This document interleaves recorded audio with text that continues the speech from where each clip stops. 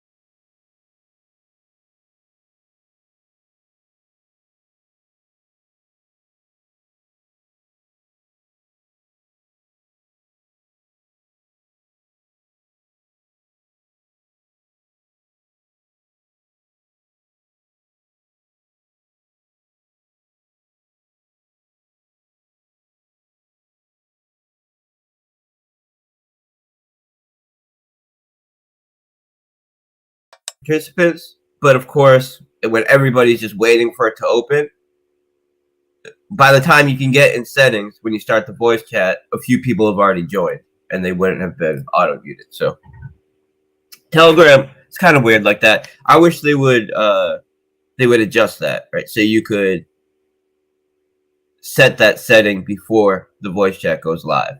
But anyways, let me just make a couple posts, let people know we're live, and to join, and then we'll get started.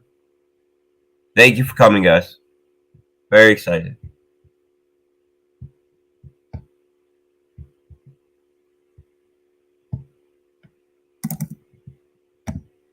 All right.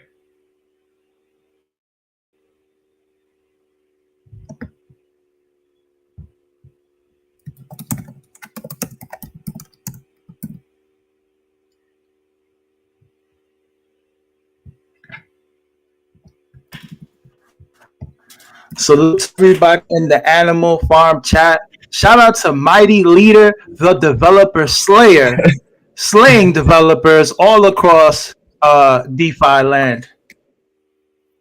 Hey, man, I don't try to slay them, right? They kind of slay themselves, but I can be there to point it out like Babe Ruth before he hits the ball. That one's about to go down. Real talk, real talk. Real talk. Early too. Calling it out early. How you call out we don't gotta make this about that, but you got one thing is for certain, guys, we can be confident that we have a competent developer here in the Animal Farm community, Drip Network community. Thank you, brother. Yeah, so I'm making this post on the call channel right now. I'll make a tweet and then we'll get this going live. All right.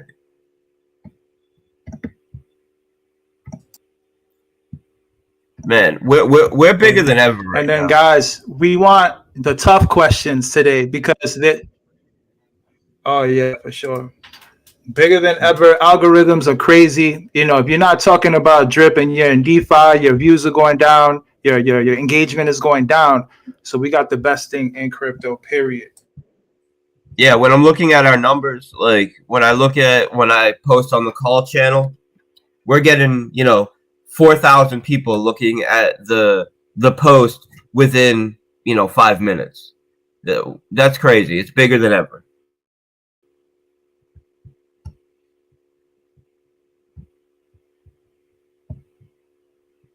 Okay, here we go. So on the Twitters, guys, make sure if you want to ask, if you want your question to be heard, make sure you ask on the Twitters. You can ask on the Drip Twitter. You can ask, tag the post that Forex is making on his Twitter and also on the Drip Twitter. So, ask your tough questions there. And I'm also giving an incentive for you guys to ask your questions. I'm doing airdrops on my end for the best questions. So we don't want to hear nothing about Forex doesn't, Bartertown doesn't ask Forex Shark tough questions. No, I'm giving you an incentive to ask your questions. We want all the top questions, and you're going to get airdrop for those questions. Yeah, for sure. I mean, for every single AMA, we have told people go on Twitter, write your question, because when you have 60,000 people in a group practically, and you just open up the voice chat, you get a million questions about, why is my MetaMask blinking? Should I be sharing my seed phrase with people? You get those kind of questions. So that's why I tend not to just open it up in voice chat, but we've always told people you could write any question you have in the Twitter post that's made announcing the AMA, and we'll get to it every time, and we always have. So, we can only answer questions that people actually make. So.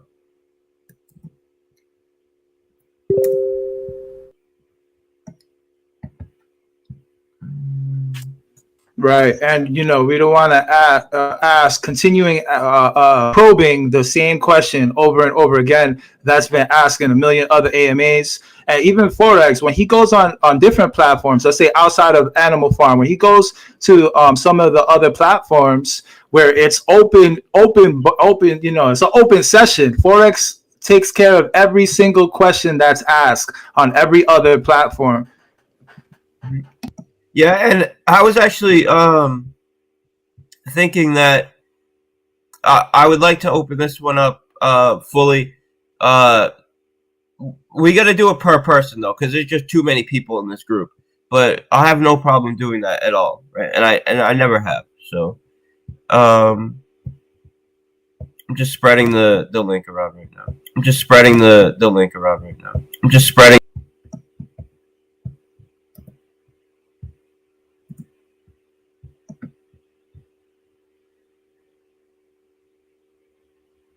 Uniswap has some new swap widget or something. Let's see. It's interesting.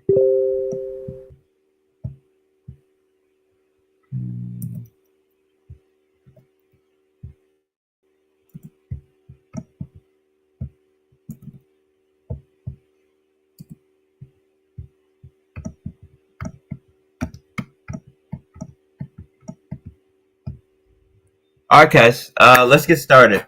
So we have a lot to go over today.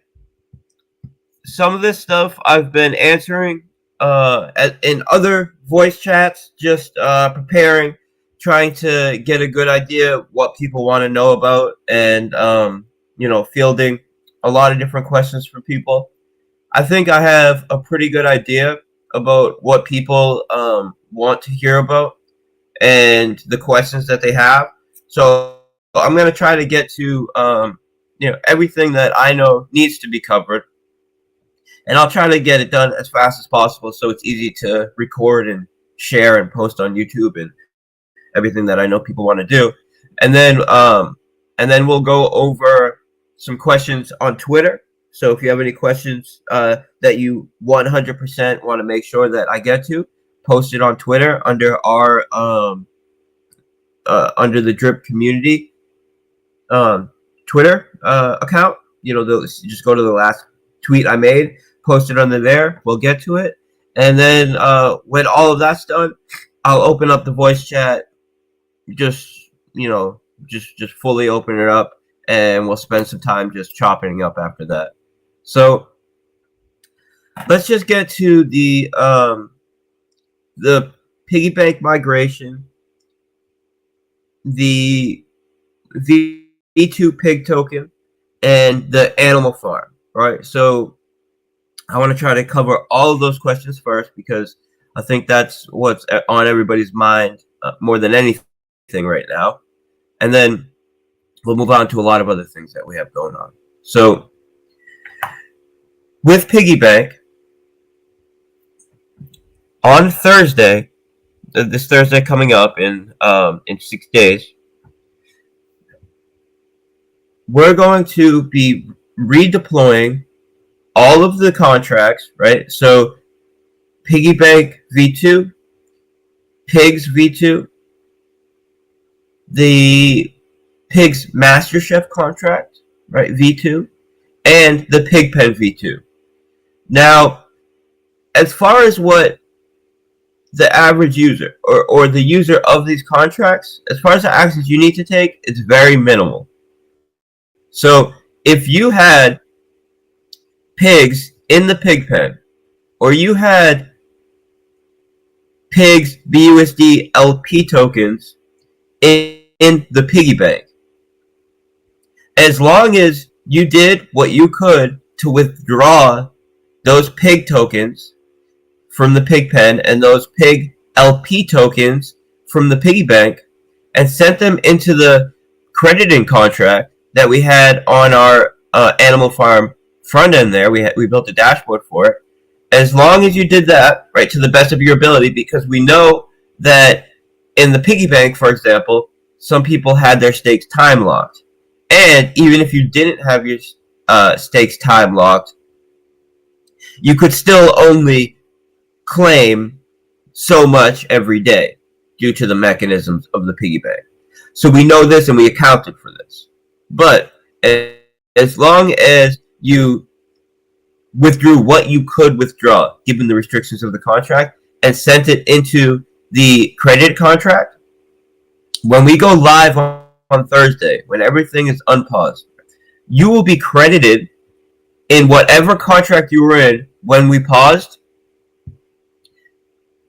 with either the PIG BUSD LP tokens or the PIG tokens, right? And I'm talking about V2. You won't have to do anything. So if you had the PIG tokens in your wallet, or you had the PIG BNB or BUSD LP tokens in your wallet at the time it was paused, then what you had to have done is send those into the credit contract. And when we unpause on Thursday, you will have to interact with the credit contract on our front end. It will be made very easy for you to do this, but you will just have to claim your V2 pigs, right?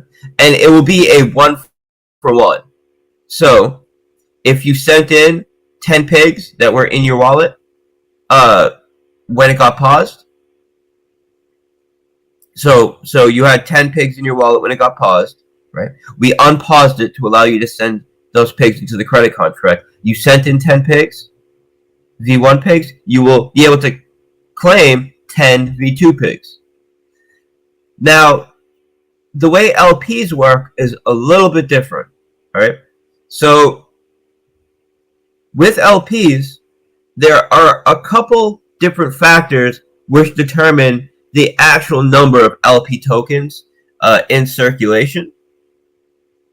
And since this is a new token that we're launching, the LP supply, the number of LP tokens associated with the liquidity in the V2 Pigs liquidity pool will be slightly different, but largely the same, because we're going in there with the same amount of pigs, the same amount of BUSD.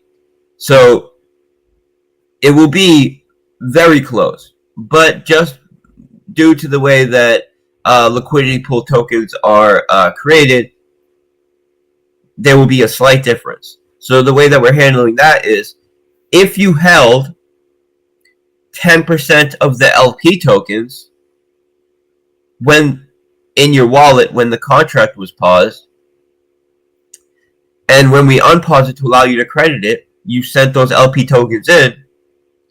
When we unpause on Thursday, you'll be able to claim 10% of the V2 LP tokens. So because with the PIGS token itself, it's a one-to-one swap, you'll get a one-to-one swap, token for token.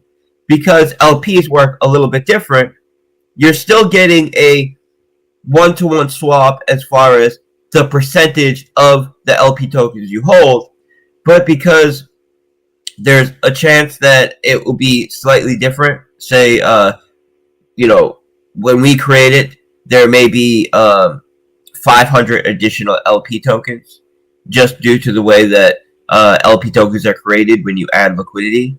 All this means is if you held 10% of the LP tokens when it was paused, you sent them in when we allowed you to interact with the credit contract, you will get 10% of the new LP tokens.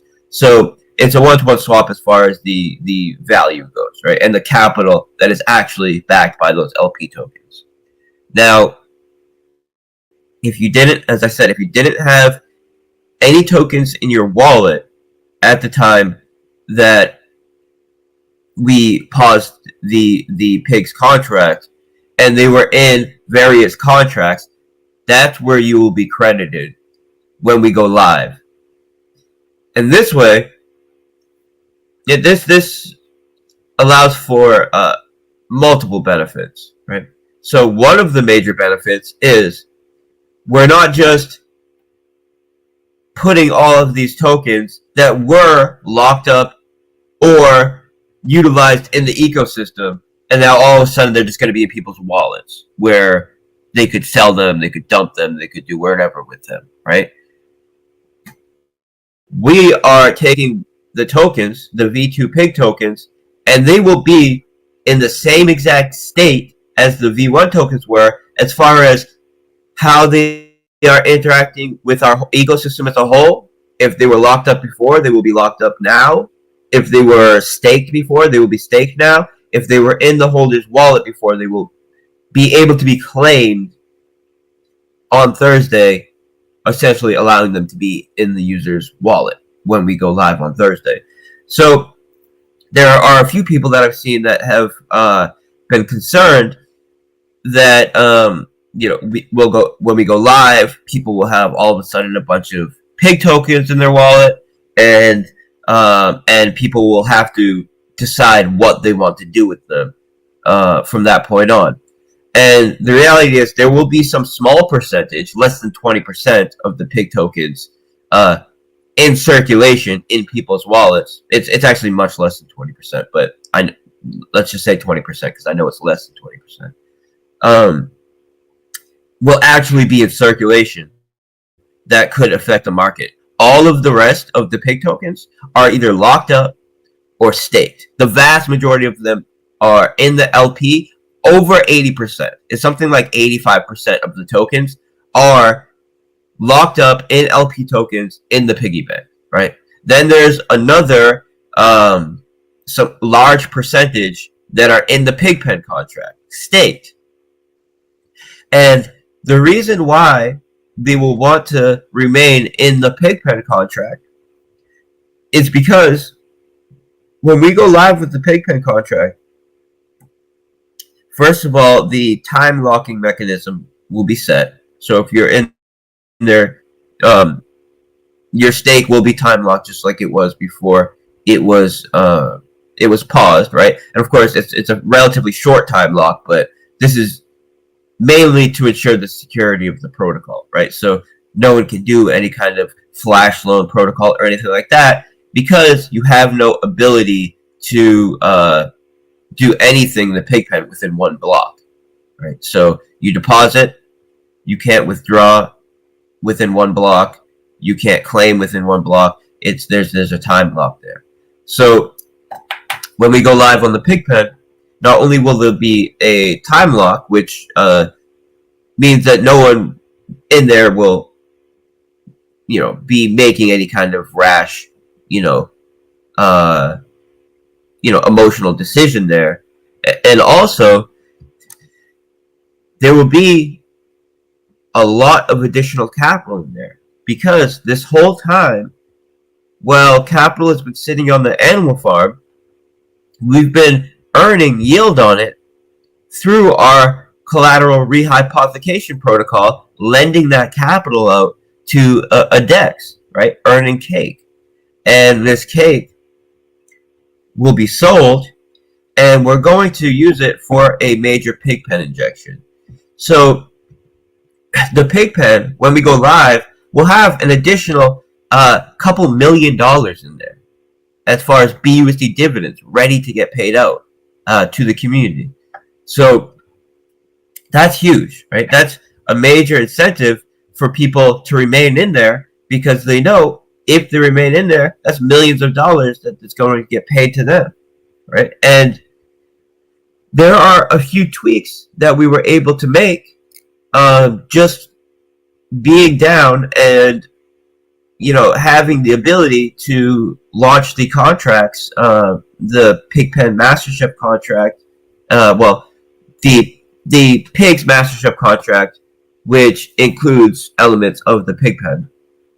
I try not to get super tied up in details, because I know the vast majority of people want an overview, and the people that really want to dig into the code can do that. They can dig into the code, but the having the ability to relaunch the Pigs Mastership contract allows us to tweak some things, improve some things, and for one,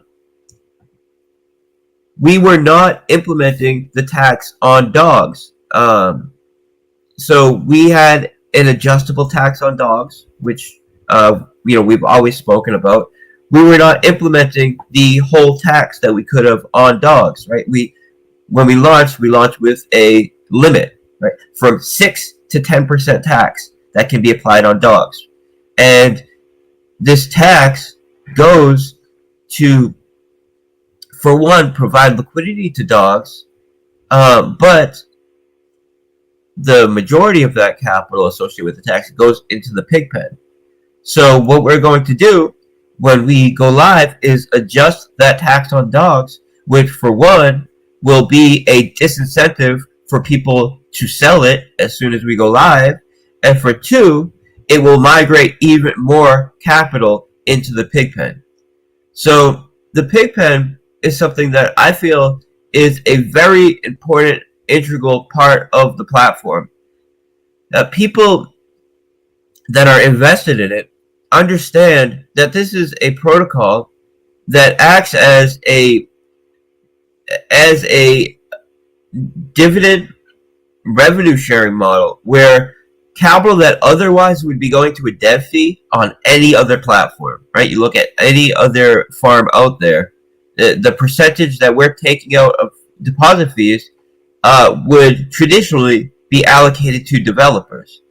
We've taken that capital and instead allocated it to the pig pen.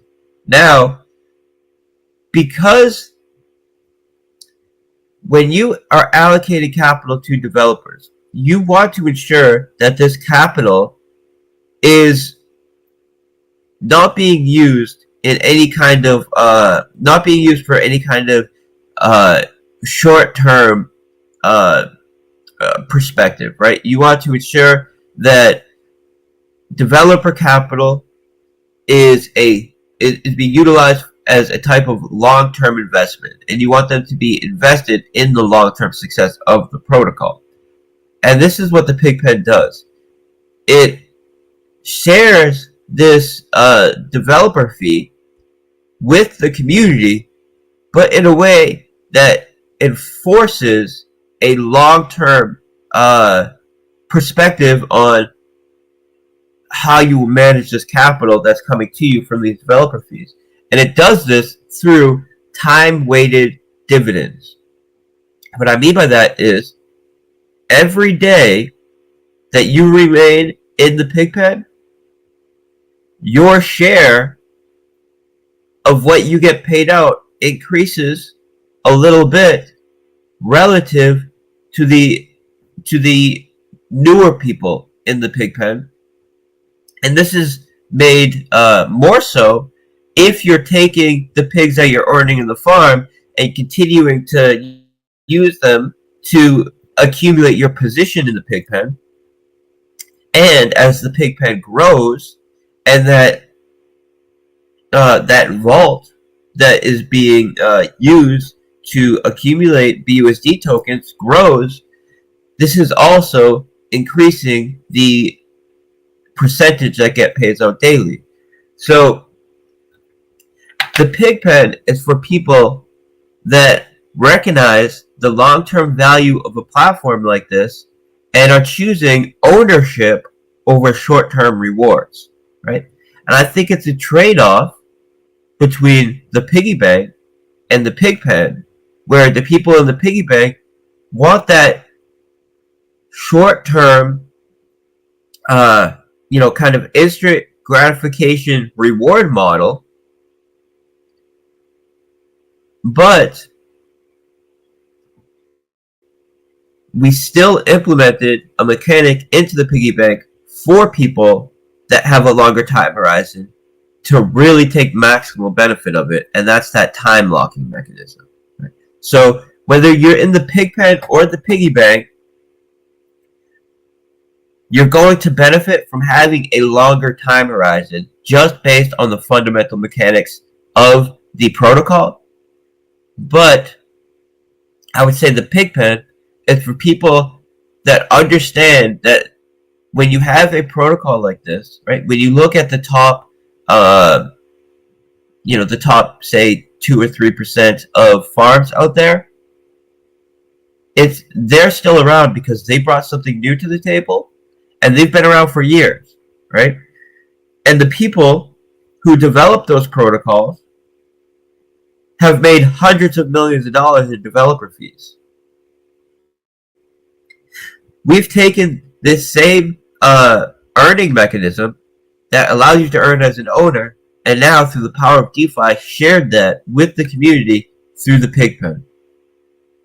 So if you are the type of person that understands the value of being an owner of an innovative technology from the start, from the ground, and continuing to accumulate your share ownership as the protocol develops, the pig pen is for you.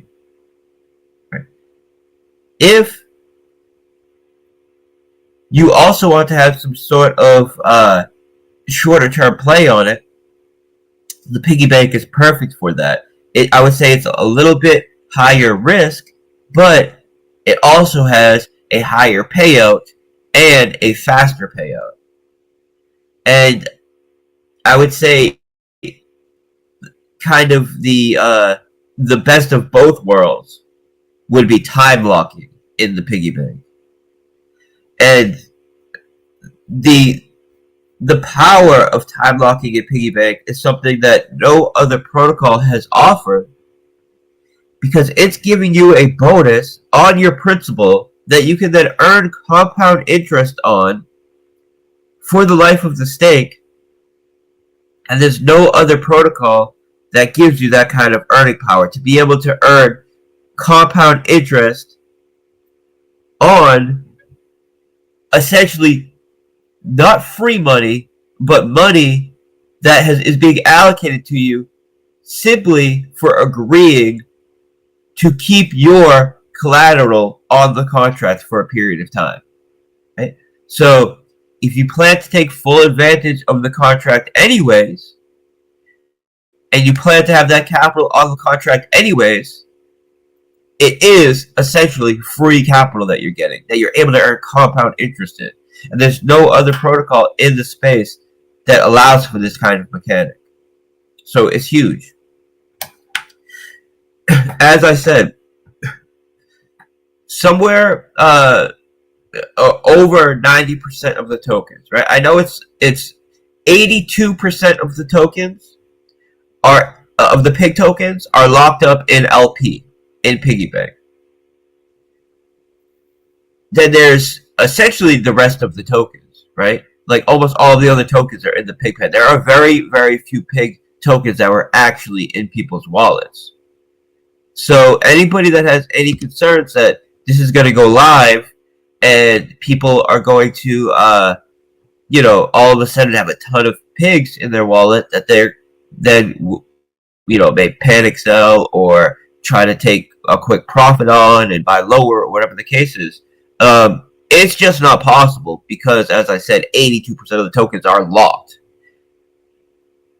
Then, the vast majority of the rest of the tokens are in the pig pen, and the people that are in the pig pen are in the pig pen because they believe in the long term of the project and of the protocol. And I know for a fact the whales that are in there are people that are die-hard members of this community. They're people that were in REAP. They're people that were in drip. They were in drip garden. Now they're in piggy bank. Now they're in pigpen. And these are people that became millionaires. The reason why they're whales is because they became millionaires in our protocols. And they understand there's no better place to put your capital, right? So the difference between us and other projects, there's a lot of differences, but I would say the main differences are that we're always sharing any kind of developer fee with the community, right? Any cut that we get as developers always goes back to the community. We're always building as part of a larger ecosystem, which raises all ships, so people know if they're invested in one of our protocols and something new comes out, it's always to the benefit of their existing investments. And they also understand that we take security and we take protecting investor capital more serious than any other protocol in the space. Right? You can look at all the major farms out there. You can look at every single one of our competitors, and they have all lost investor capital at one point through some sort of major fundamental exploit. Talking about every single farm out there. Talking about all of our competitors, right? 100% of the time. I don't know one of them. And that's why there's those memes out there with Doom Guy sitting on top of the pile of dead bodies, shooting all the the people rushing him, and it's I'm not going to list all the other tokens that we've buried, but that's why these memes are out there. Now, when we do have some kind of bump in the road, because when you are doing this kind of innovative development, eventually you are going to run into some bump in the road because you're doing things for the first time. And we do huge amount of testing. We do a huge amount of auditing. But no matter what, nothing is 100% perfect. And you will eventually run into a bump in the road. I've been doing this for a decade, essentially. I started in 2012, right? So with Bitcoin and working with a sports book who wanted to set up a Bitcoin payment portal, right? And I've been involved ever since. And we have never had one major fundamental exploit in this decade that has resulted in the loss of investor capital. Not once. So when we do hit our bump in the road, I would say this issue with the PIG token has been the biggest piece of adversity that we've ever hit.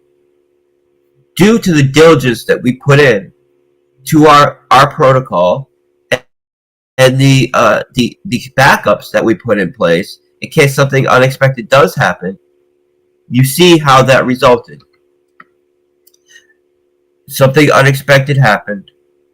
It resulted in one user getting a large share of the piglets through sniping the contract with a bot. Now, it's very difficult to prevent this. This wasn't actually an exploit, right? This is just someone interacting with the contract in a way that we announced that if you interact with the contract in this way, you will be blacklisted, and the capital that you utilize to do this will be distributed to the community.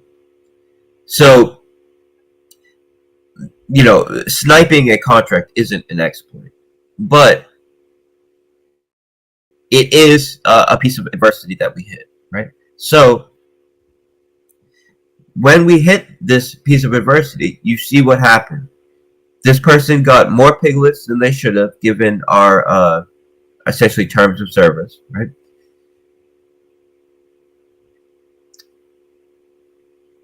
And still, our protocol worked. They were not able to withdraw more than 5x of their deposit.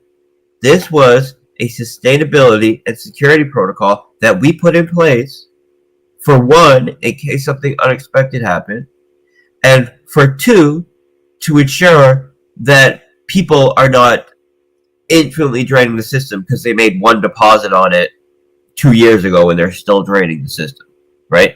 You need to be continually active in the protocol to continue to accumulate your deposits. And this can be in, it doesn't necessarily need to be doing more deposits. It could be continuing to compound every so often, or even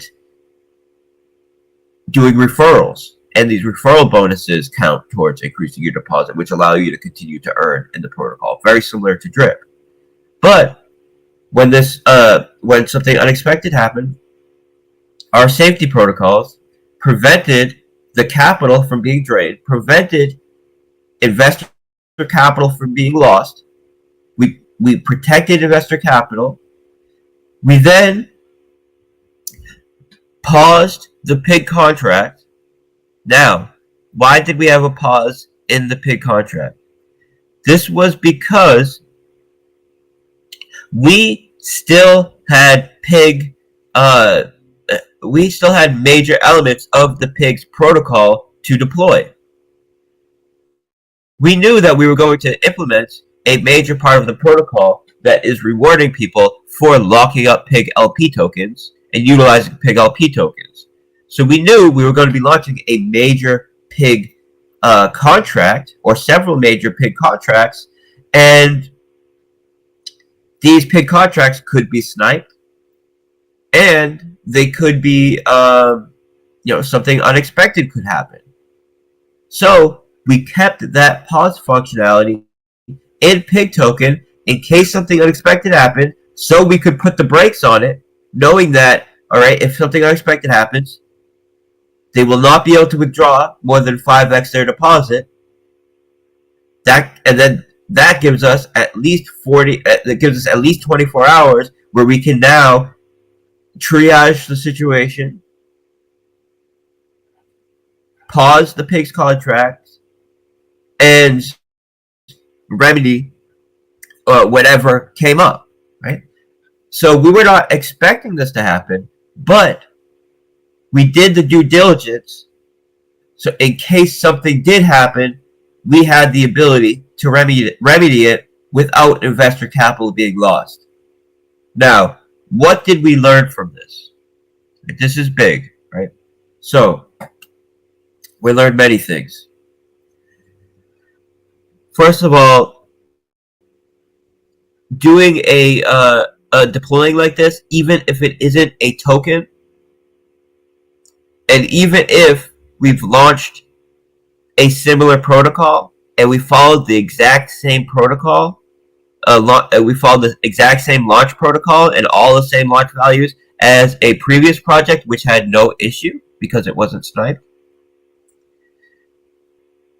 we still have to implement a launch protocol which, even if it is sniped, will not have a major impact on the ecosystem or the protocol itself, because it's essentially impossible to prevent sniping. To prevent sniping, you essentially have to prevent buying.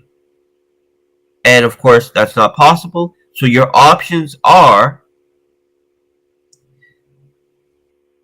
coming up with a launch protocol that, even if it does get sniped, it will not have a major impact on the protocol, and that sniper essentially just becomes another investor. And that's what we mainly focused on, right? So this month and a half that we've been paused, we have just been working like dogs, right? Like pigs and dogs, to come up with these solutions for any kind of future protocol that we launch to ensure nothing like this happens again. So we've come up with several launch protocols that can be done in a very calculated way with the game theory, right, that we need to ensure that even if it is sniped, it's not going to have a major impact on the protocol. So that's number one, right? Number two, we put a lot of thought into how can we design both these V2 contracts plus future protocols in a way where if something unexpected does happen, how can we deal with it in a way that doesn't involve pausing everything? And that has a lot to do with essentially creating different quarantine protocols that allow us to quarantine a specific mechanism and still have the rest of the protocol functioning without this mechanism, right? So we've put a lot of thought into that as well, and that will be a part of all of our future protocols, right? So we have what we need as far as a knowledge base and, you know, the tech to deal with situations like this in the future. Now, what have we done as far as making changes on our end? Not just about future development and how we can do actual, you know, coding to help solve these issues, but what about on our team, changes that we made on our team, right? So we made several changes. One of them is that we hired a new dev. We brought a new dev on board who did quality control for years for a major auditing company.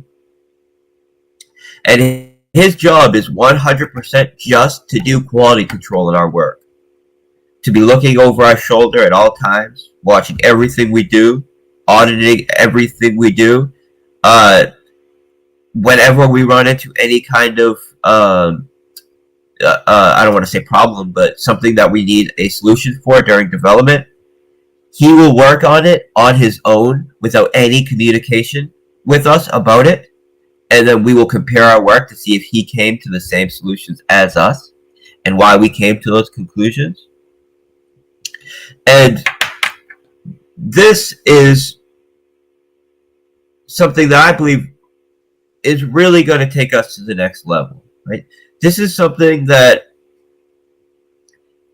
I don't think there's many other development teams that are doing, right? Essentially hiring a full-time auditor quality control developer.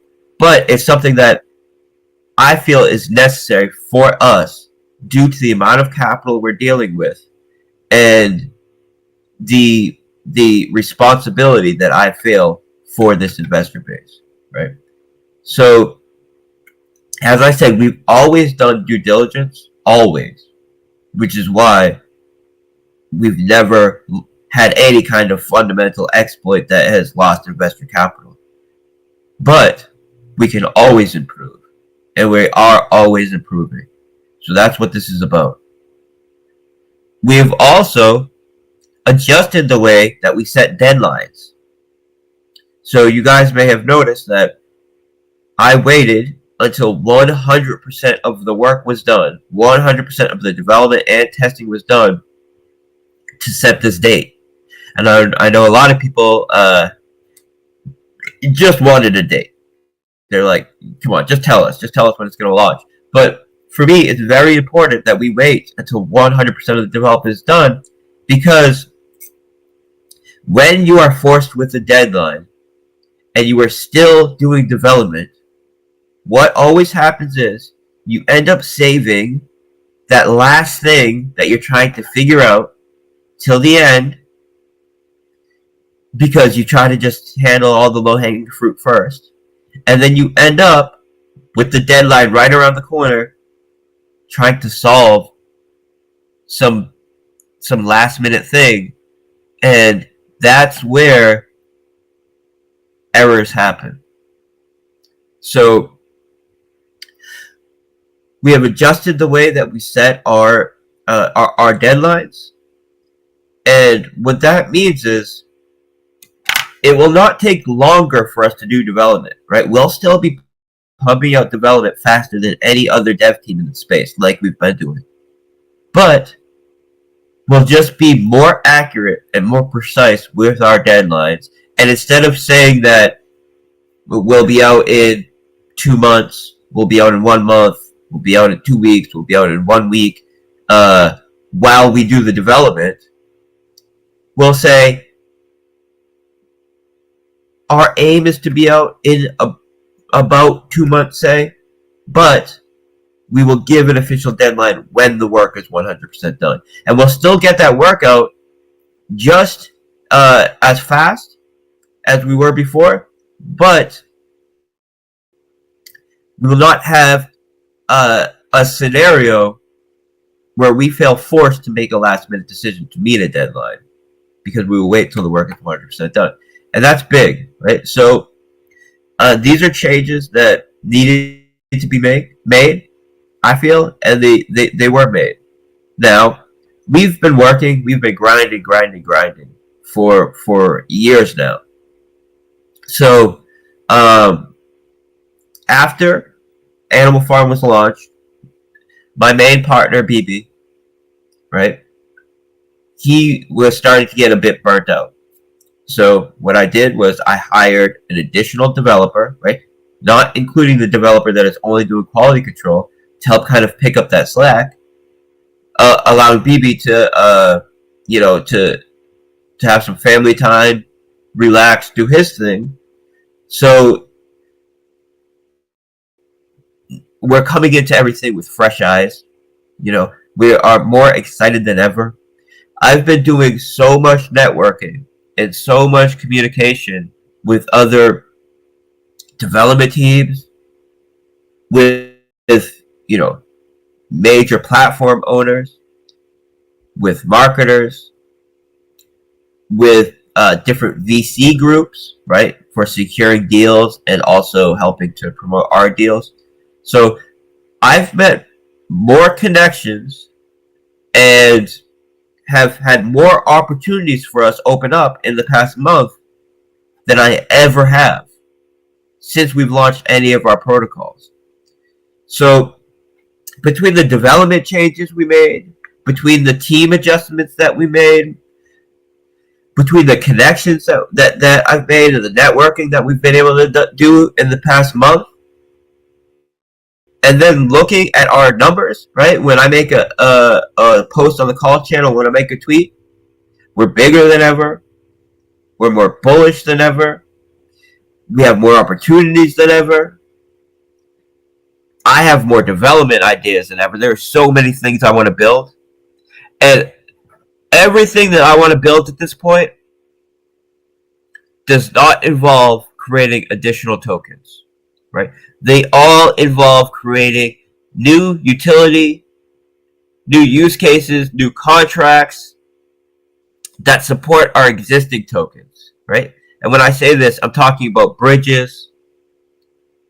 I'm talking about, the scratch ticket model that is amazing that I'll talk about in a bit. I'm talking about making improvements to our decks on the Drip site, team competitions, new UI, lending protocols,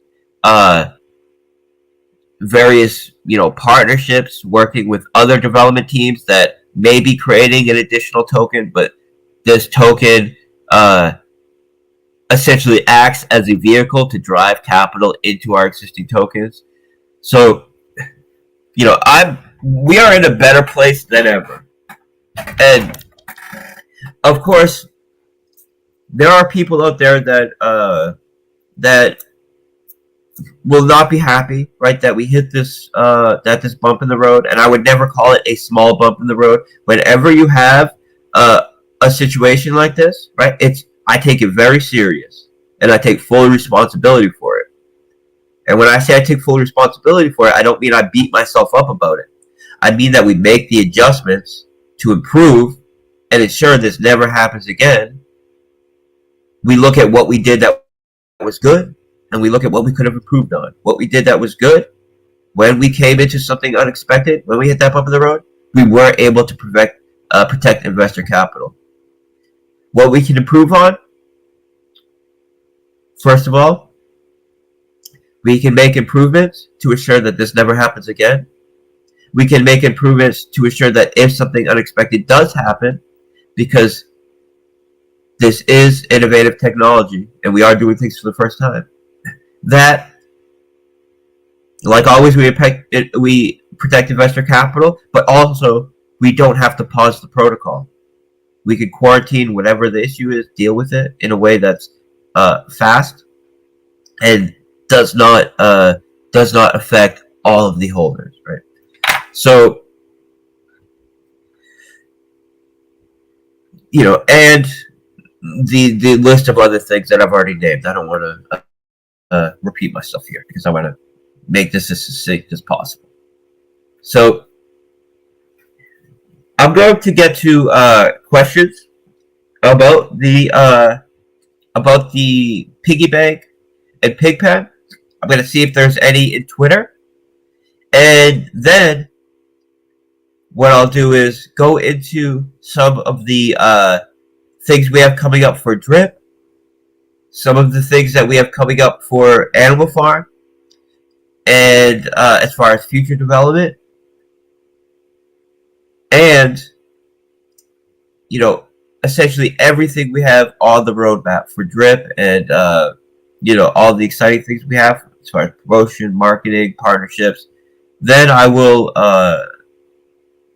see if there were any more questions that were written while I do that, and then we'll just open it up all the way. So let me look right now on Twitter, see if I can pull up some questions here.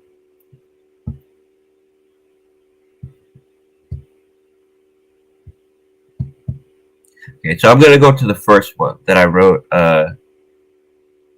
2 days ago. Lots of people very bullish. Just researching how many developers are on the Drip Team project.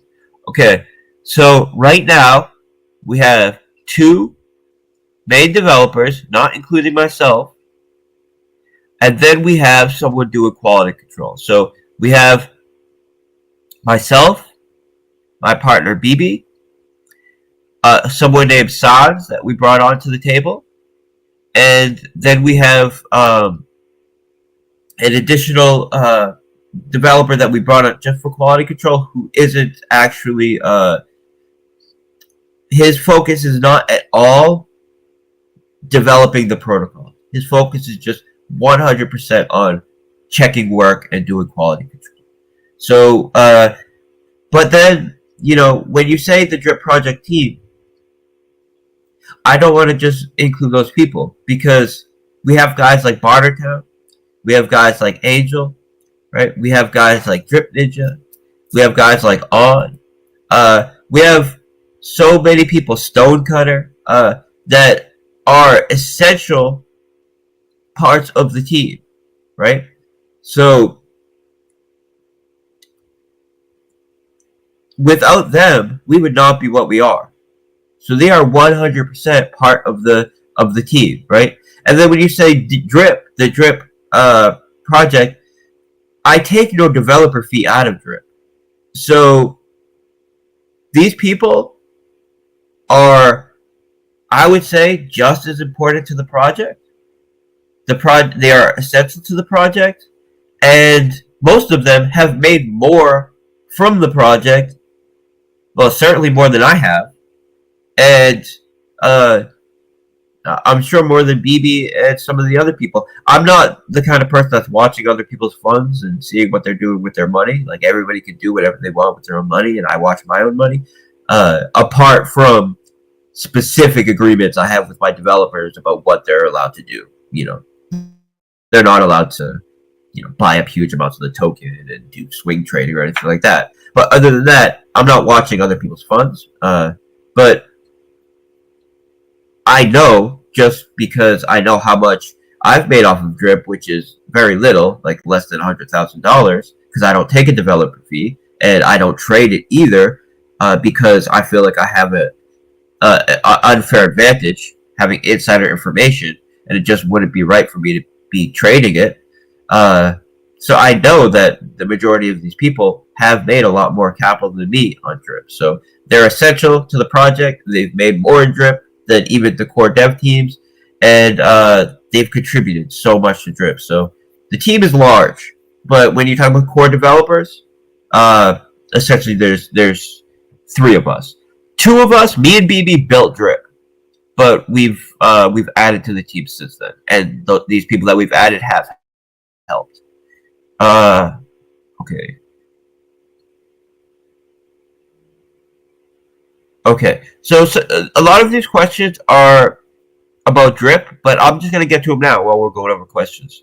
What would it take to create an international payment system / card using Drip? It would take getting the service of a company such as MoonPay or another one that whose name is slipping my mind.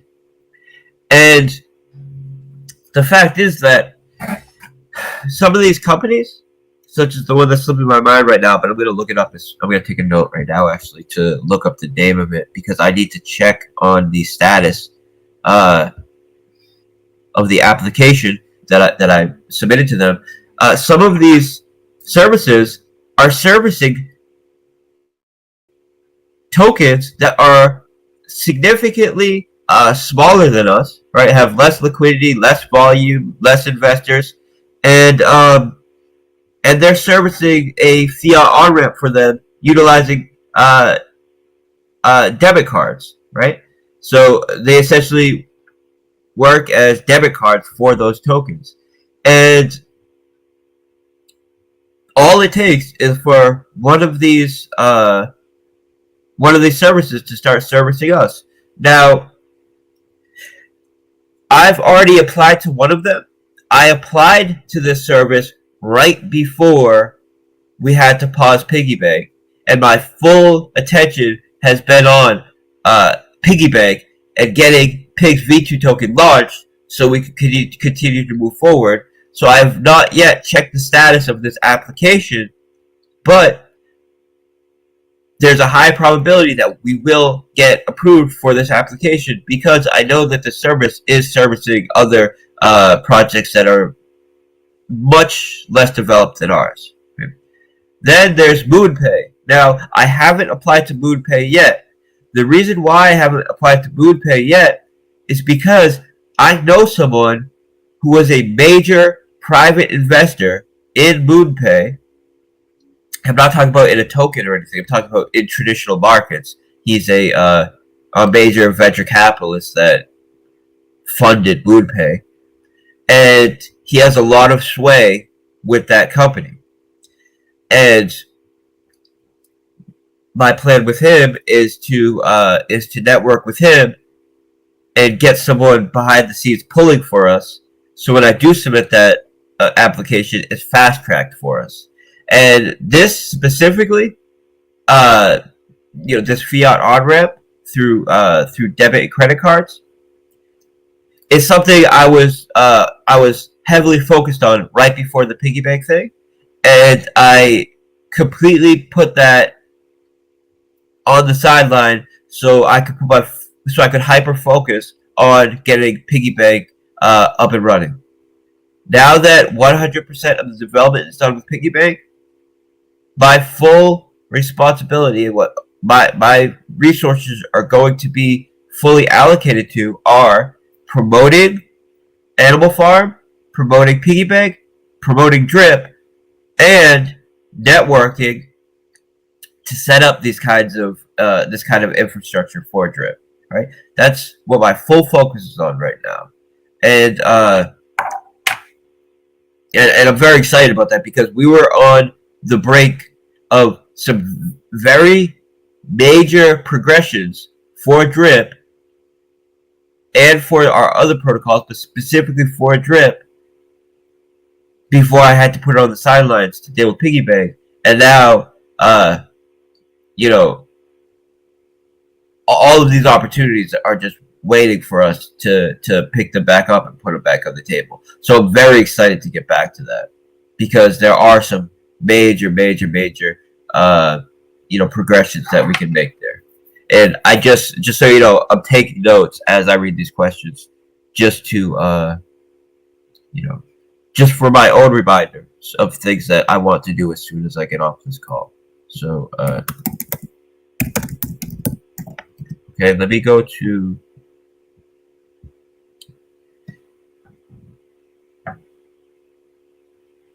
okay, did the pause scare away any potential partnerships?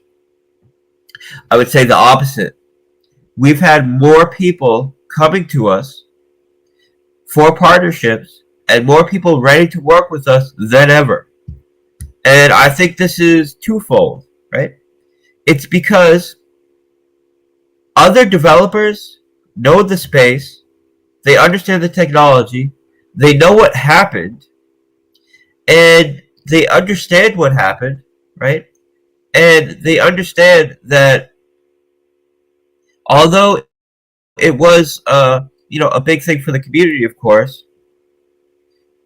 in the big picture, when something unexpected happened, we handled it in with the utmost professionalism, and in a way that you won't see with any other developer team. When these other projects have something unexpected happen, they get drained. Like, they're gone. And you never hear from those devs again. Or worse,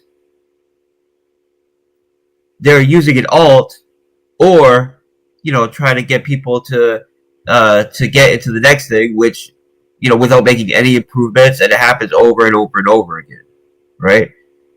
The people, the other developer teams that want partnerships with us, they see our track record. They see that we have never had a fundamental issue that has lost investor capital. And when the unexpected does happen, we deal with it in a way that remedies the situation, and we make the adjustments that we need to be better than ever.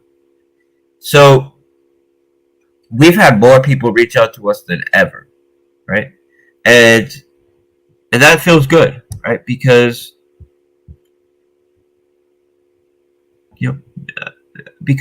it's always nice to get the recognition of the community and of your peers.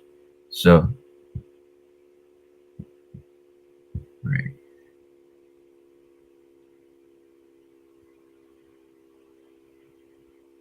Okay. Someone is. I got a quick one for you. This is a good one. It just popped up on mine real quick. Yep. You heard me, FOREX? Yeah, I can hear you. Yo, FOREX, check this out real quick.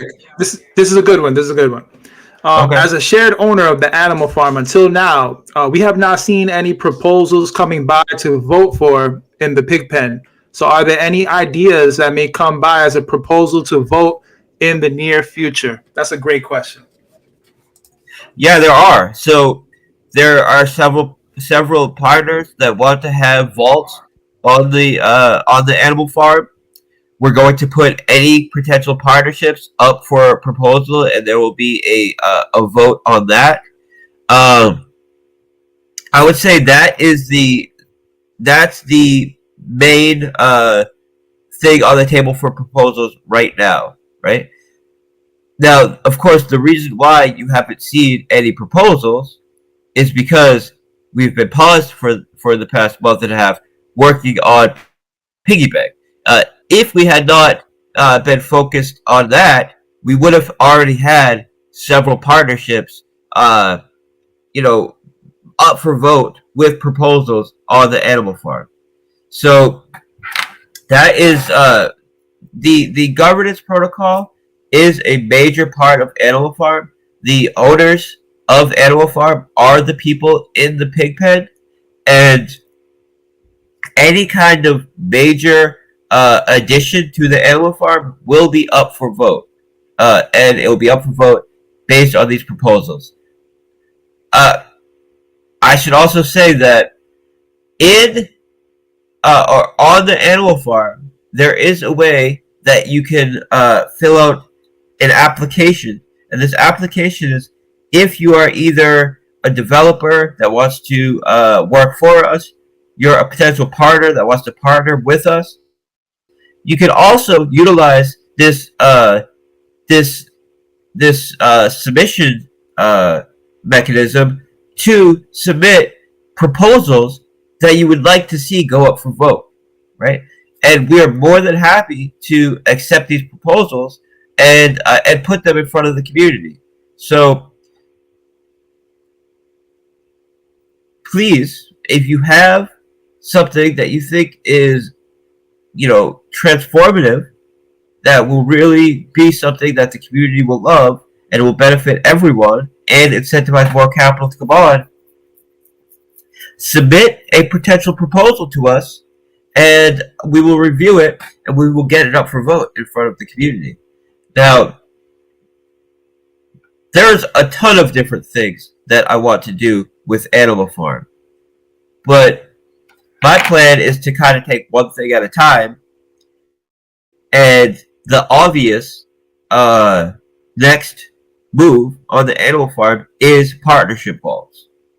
So, like as I said, any major addition to the Animal Farm will require a vote from those in the pig pen, and this will be the next major addition to the Animal Farm. So that will be up for vote.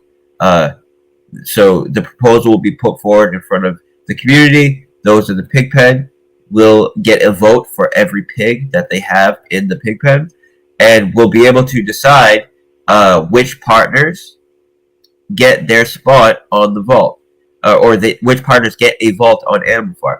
Of course, we're going to do our own internal filtering of potential partners as well to ensure that they're high quality, their logic makes sense, and it all fits into place.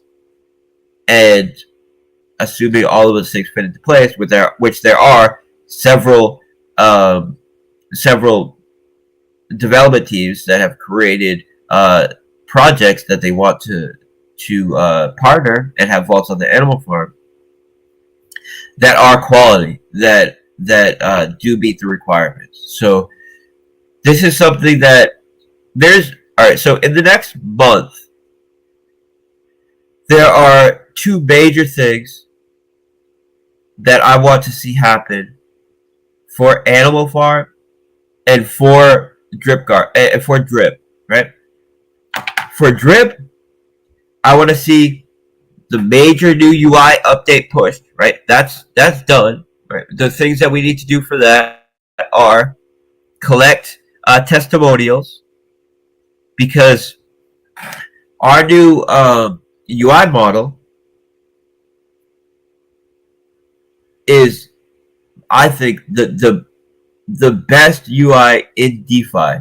And the reason why I would say our new UI that we're going to push is the best model in DeFi is because we didn't look to DeFi to decide what our template would be. Right? We looked towards traditional markets, specifically major retail investment banks, and we looked at what they're doing to get users to their site and what they're doing to get users to use their products once they're on their site. And these major retail investment banks are investing billions of dollars every year in customer research and customer analytics to determine what changes they can make to their front end, their website, to get more users to their site and get them to use the products once they get to their site. And this has a lot to do with search engine optimization. And this has a lot to do with making that major first impression when someone first lands on that site. And when someone lands on the site, you want to get them with that first visit. Because if you can get them with that first visit, the probability that they'll be a long-term customer in your protocol goes way, way, way up. So we looked at a ton of various investment bank models they're using. We decided to go with essentially the model that Charles Schwab uses. And they have their partners right on the front page. They have their testimonials right on the front page. They make it very clean and easy to use their different products. Very clean explanations of all of their products on the site. It looks very clean. And I've posted a preview of what our site looks like. Also, they put a lot of work into search engine optimization. And a lot of what goes into search engine optimization has to do with the way your website is structured. Right? Having certain keywords in your titles. Having specific websites that are considered high value websites linked on your site. Have as many large outsourcing links on your site. And various other you could call them tricks, or you could call them strategies that are used in the development of a front end to ensure that you're hitting the top of all the search list. So right now, with essentially no search engine optimization, because we essentially used a template which is popular in DeFi to set up our front end, we're listing very high on Google. If you type drip on Google, we're listing pretty high. But there's no reason why we shouldn't be listed number one.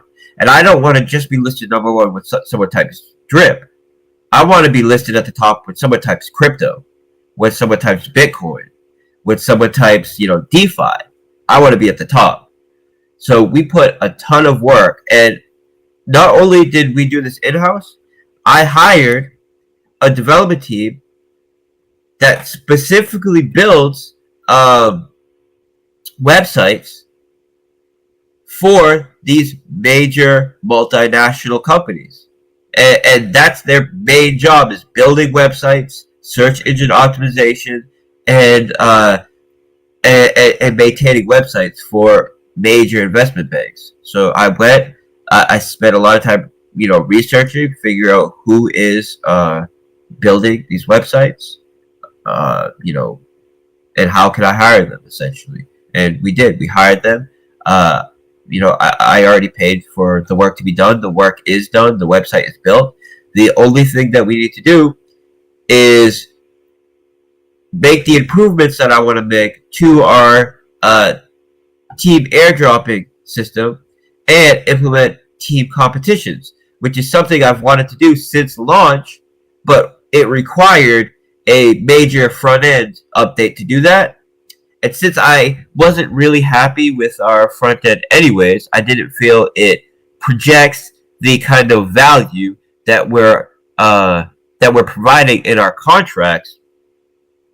I wanted to do it all at once, right? I wanted to wait until we could do a major UI update, redo the whole UI, and since it requires redoing the UI to make a change to the way that the team infrastructure works, I want to handle it all at once. So the website is built. What we need to do is collect as many testimonials as possible.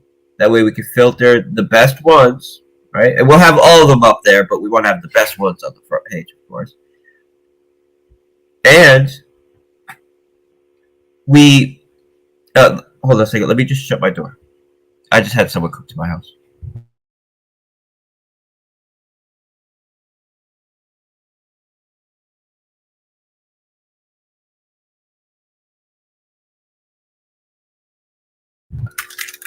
Okay, I'm back. So, not only are we updating, so all right. So where I was, collecting the testimonials.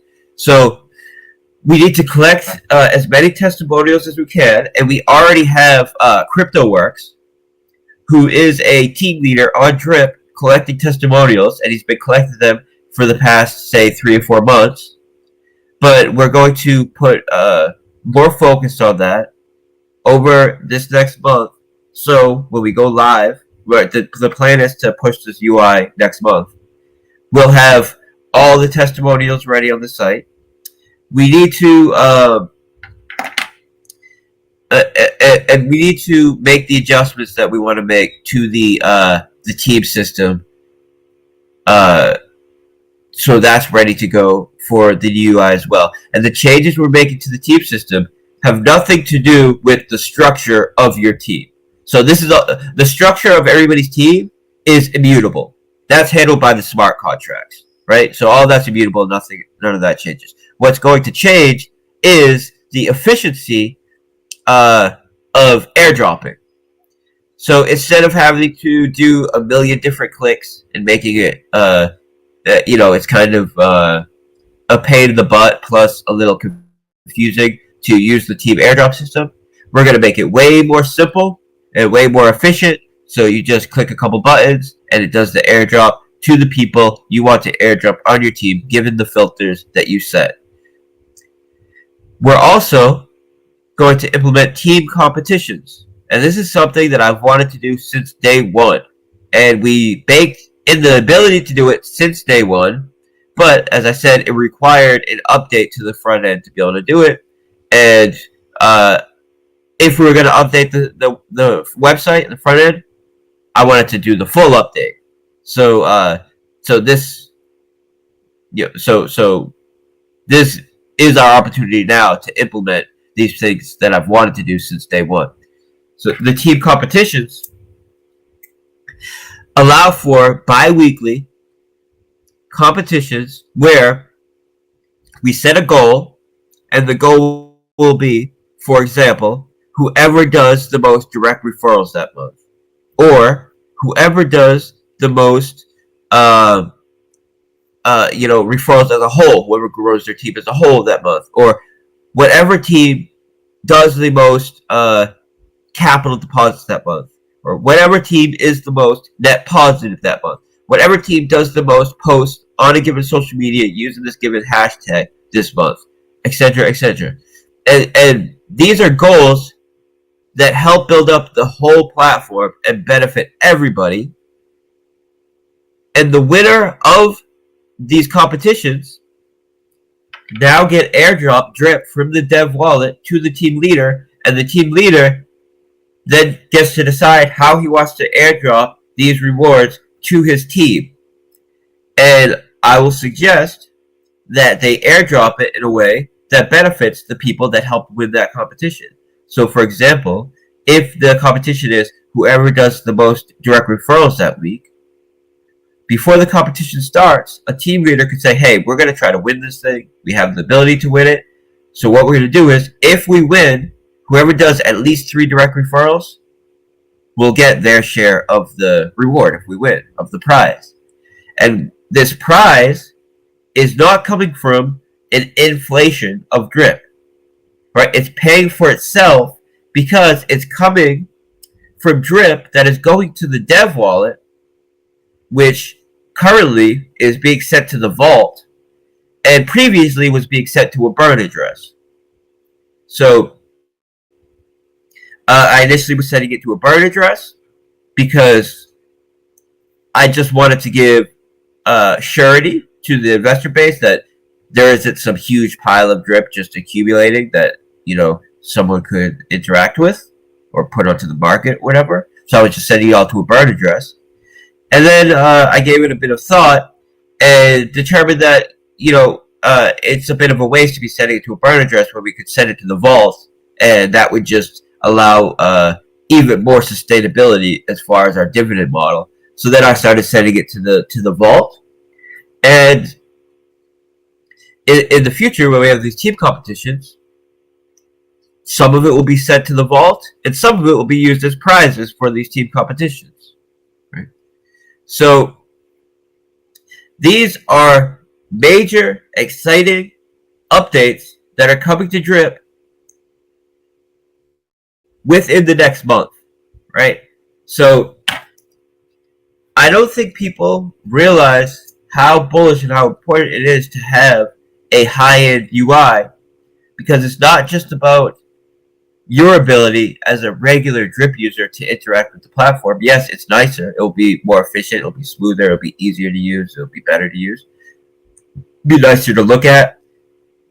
But what's really important is it will make us appear higher on lists when people are searching DeFi, when people are searching crypto. And also, it will help hook in those new users when they make that initial visit to the website, and will really bump up our numbers as far as the turnover. People visiting the site and actually engaging them when they visit the site. So that's huge. We have a ton of other things going on with Drip, right? As far as multiple smaller dev teams building projects for Drip that utilize Drip, that buy Drip, send Drip to the tax vault, use Drip for NFT sales. One of these platforms has deals with multiple over a dozen celebrities. Last time I checked, which was about a month ago, because I've been hyper focused on Piggy Bank, selling NFTs in Drip. Then these Drip gets sent to the vault, and they're just starting to really break through and really start to establish these deals. But there's a ton on the table now as far as securing celebrity deals for both NFTs and promotion. Things that were on the table, right, a month ago, but got put on the sideline so I could hyper focus on Piggy Bank, are now back on the table. So this is massive, right? Now, there's a bunch of other things that I want to talk to, but let me get to a few more of these questions here. All right. So says the piggy bank mechanism looks similar to ones in the drip garden. We've seen decay in the price of seeds in the garden. Can we expect this decay in truffles? The answer to this is that in this case, truffles, which are seeds in drip garden, similar, not exactly the same, but the same, are purposely decaying in value, if that's what you want to call it, right? That's not the word I would use, but they are purposely being diluted because this is the mechanism that ensures that this is one of the mechanisms that ensures that if you are compounding, you will, and this is all relative to other users in the protocol. So if you are compounding at a rate that is greater than the average user in the protocol, you will keep your ROI at around 3%. Now, and this is because you're taking these truffles or seeds that are accumulating, buying piglets with them, which in turn allows you to create a greater volume of seeds or a greater volume of truffles.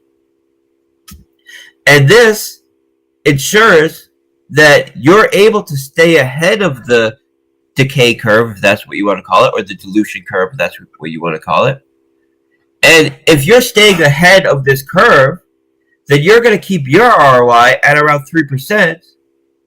And this creates a value transfer for people that are just draining the system to people that are compounding in the system.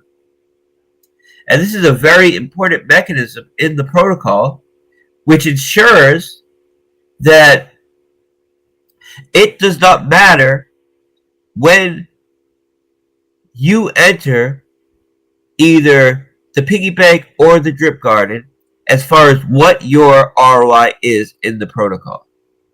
Okay?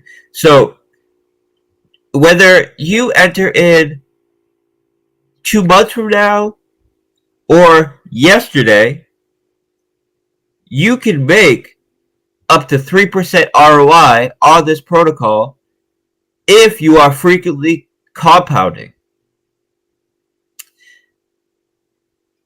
What the bonus or benefit is to getting it early is that when you are in a system where you are earning compound interest, time becomes a very powerful lever that you can use to your advantage to accumulate your share of the liquidity pool, essentially on the contract, and your ability to earn in the system.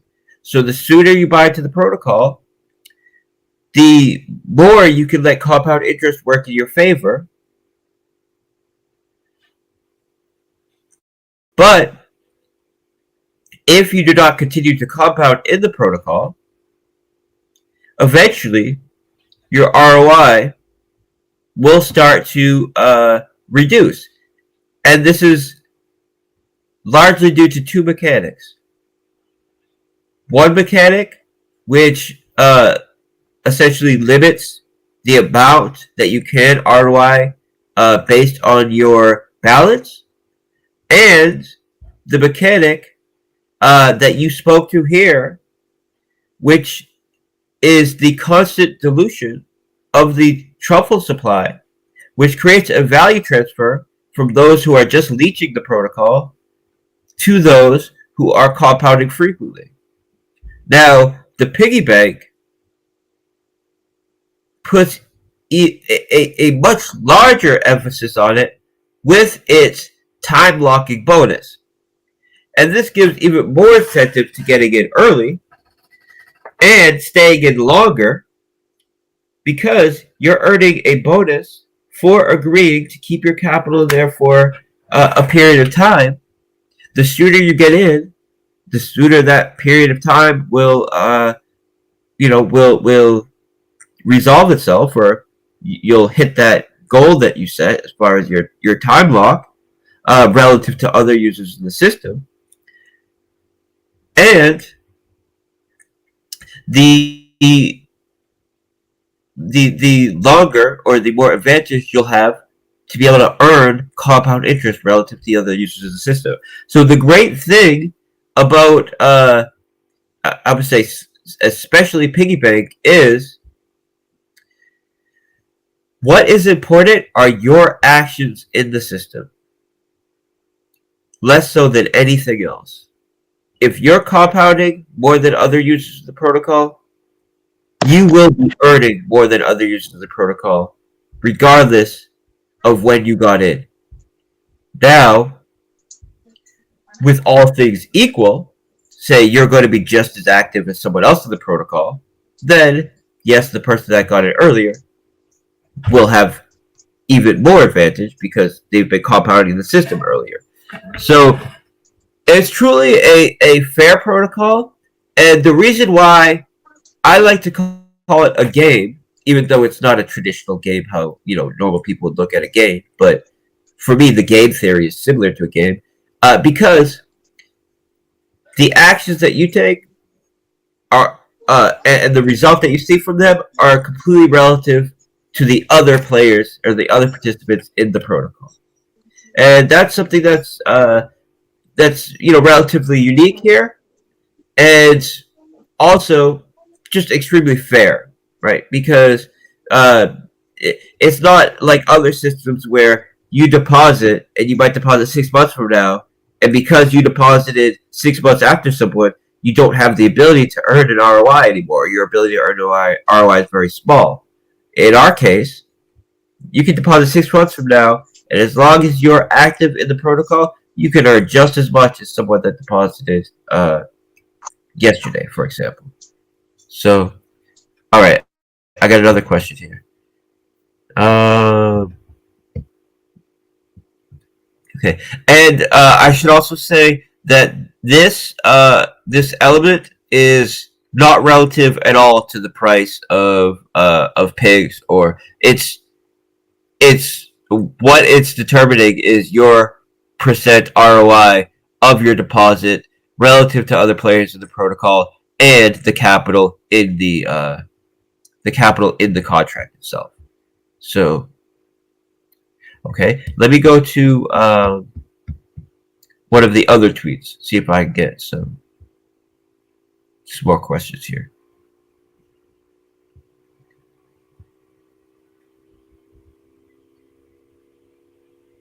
Okay, so someone is saying they used their referral code of a YouTuber and it didn't work. Any chance we could resolve this issue, right? So, here's the thing. It did work, right? When you just can't immediately withdraw referral bonuses. So, here's how it works. And I spoke about this a bit yesterday, but I want to be even more clear because I think I could have been a little bit more clear about it when I spoke to this yesterday. When you refer somebody, this referral gets credit to you in the form of truffles on your zero stake, which means the initial stake. It gets credited to you in your truffles balance. You can only withdraw from your truffles balance 5x your deposit. So you can only withdraw at max 5x your current deposit. And of course, as you compound, as you earn referral bonuses, as you earn gifts, as you earn in the system, your deposit increases. So as long as you're active in the protocol, you never have to hit this limit. It's more of a sustainability security mechanism, similar to the max payout in drip. But when you get credited with these truffles, if you do not already have a stake, but someone used your referral link, which is something that's going to be very rare, right? This is a very rare edge case that really would only happen if, say, a YouTuber was sharing their link before the site went live, and then people just beat them to the punch using their referral link and depositing. So this is a very edge case that only will happen around launch time, and it will not be something that people will be dealing with in the future. But if somebody uses your referral link and you don't have a stake yet, those truffles got credited to what is called your zero stake, your initial stake, which doesn't exist yet.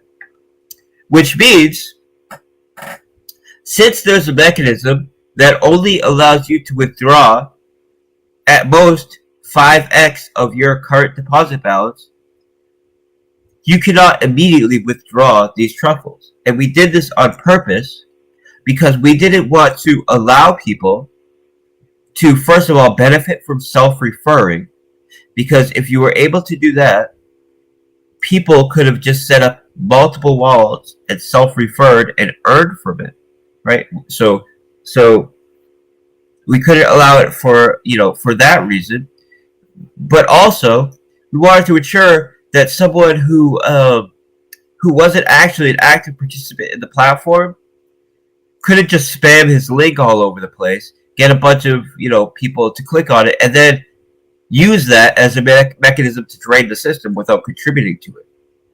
So, when you get a referral bonus, if you don't have a stake at all in the system, you need to compound that referral bonus. You need to compound those truffles into piglets.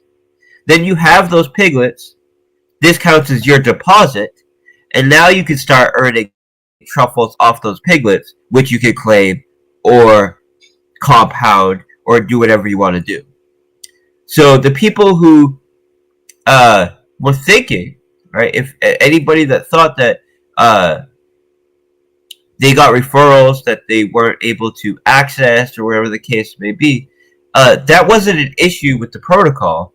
That was maybe a misunderstanding of how the protocol itself works, and a misunderstanding maybe of our security and sustainability protocol. You have to compound. You have to compound the referral bonus if you don't have a stake yet to actually access that and to be able to benefit from it. And this is specifically so people cannot just drain the system without contributing to it. So that's that. And I see someone asked that question twice. So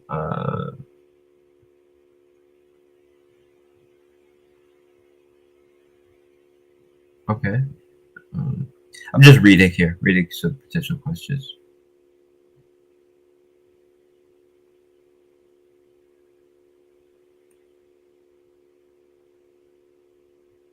A bounty program? Well, we have been approached before by people who say that, you know, we found this or we found that, and you know, we're willing to accept payment for this or that. And every single time, it's been them not understanding the protocol. It, of course, was a nothing burger. or else we'd all know about it, right? So, you know, I think people are clever, and they know that if they do find some sort of issue, they have two options. One of it is to disclose it to the team, and one is you know, really the other option is to try to take advantage of it yourself. Anybody who is skilled enough to do that already knows these are their options, and really we just you know, we put a lot of work into ensuring that we are secure, so these things never come up. I'll put some thought into that, right? That's a decent thought. That's something to give thought to. But I think that these are kind of things that are given to people that are in the development space. They know their options. They know that if they find something, they can disclose it, they can make an offer, or they could do whatever they're going to do. So I'll think about it. All right, for an unlocked piggy bank stake, if we can withdraw 3% a day up to 5x time lock, why time lock? Okay. Why you would time lock? All right, so let me just ask this question, reiterate it. So if you could earn up to 3% a day, if you could earn up to 3% a day, up to 5x your deposit, why time lock? You would time lock because you can earn a significant you could earn a significant bonus on your deposit, right, on your starting principal for time locking, and then earn compound interest on this starting initial capital. So if you're earning 3% compound interest, right, that's very powerful. And if you can increase your starting capital that you're able to earn 3% compound interest on, it makes a huge difference, right? And you see this on the percentages in the dashboard that it shows you if you decide to time block. And we're talking huge, right? We're talking about thousands of percents difference, right? Tens of multiples difference for time blocking. And if you already plan on keeping your capital in there for a period of time without claiming, because you want to earn compound interest. Say your plan is, oh, well, I want to put my principal in here, compound for the next year, really grow up my share, or the next 6 months, the next month, whatever your time frame is, really compound in this period of time to really build up my position, and then structure some sort of strategy where I'm compounding every 3 times and claiming every 4th time or something like this.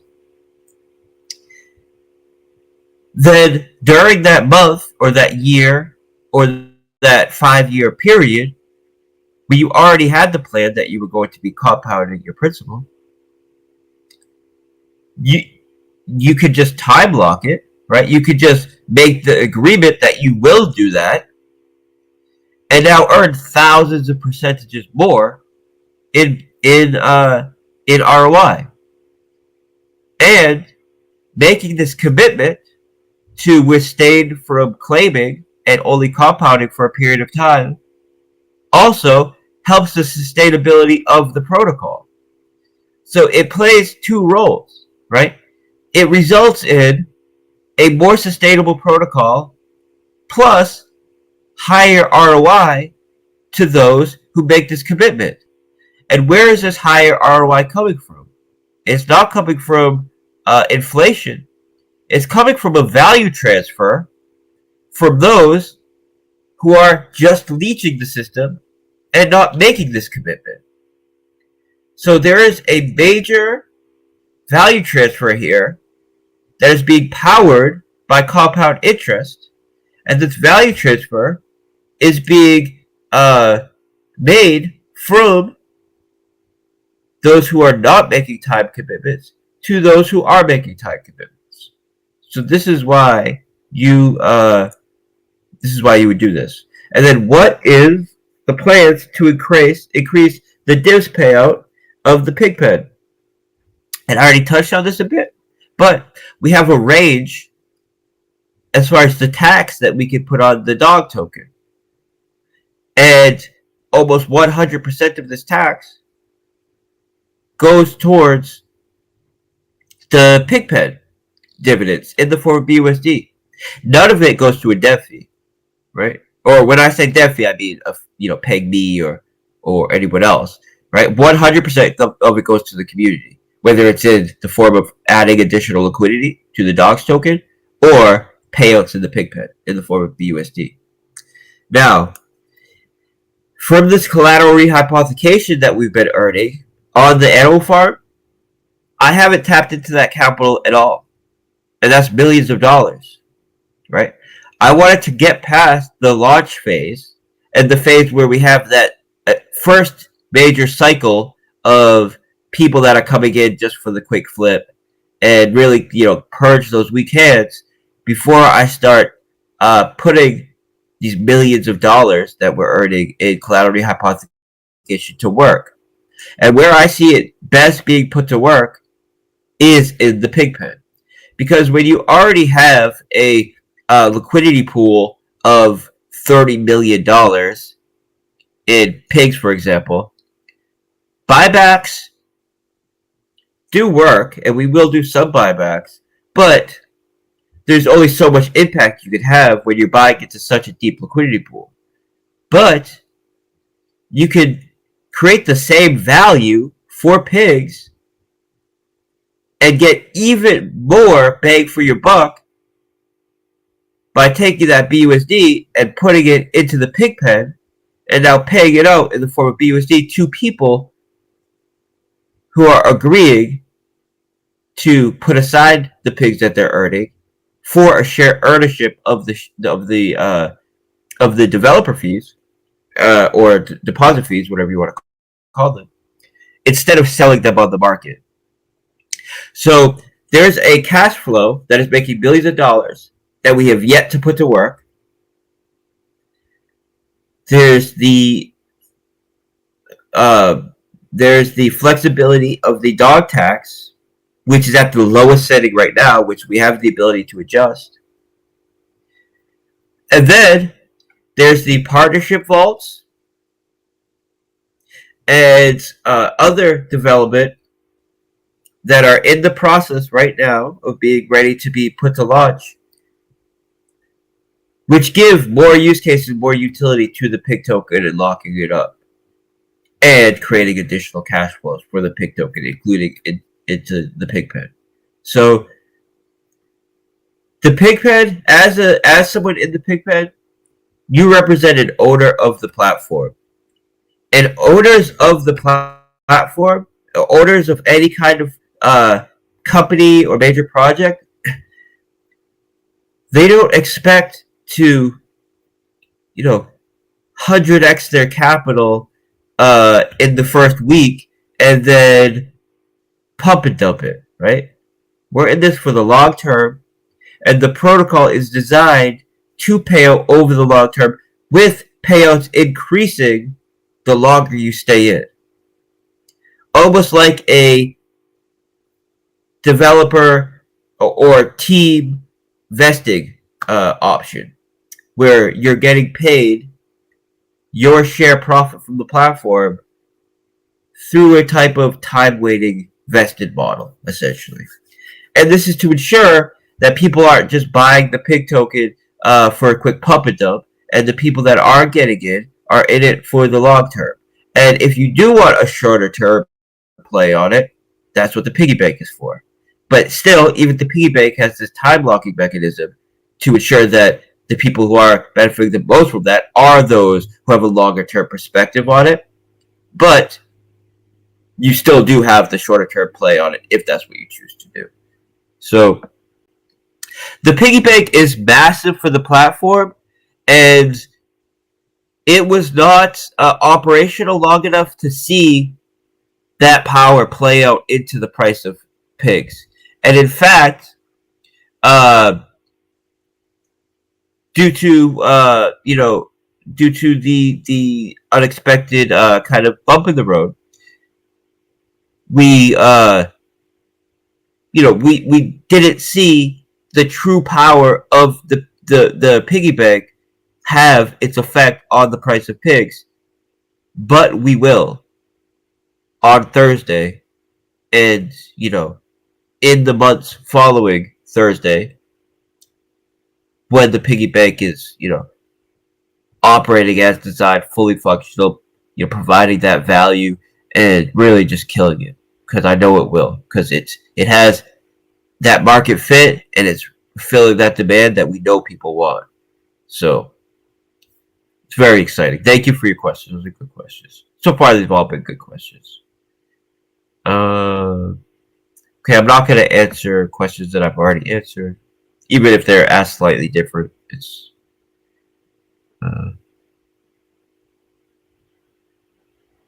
okay. How many drip do I hold personally? When I initially did the drip raise, I had 2 people reach out to me and ask me if I could get they were on vacation, and they asked me, hey, I want to get into the pre-sale. Can you do me a favor and buy me a pre-sale spot? And I did that for 2 people. So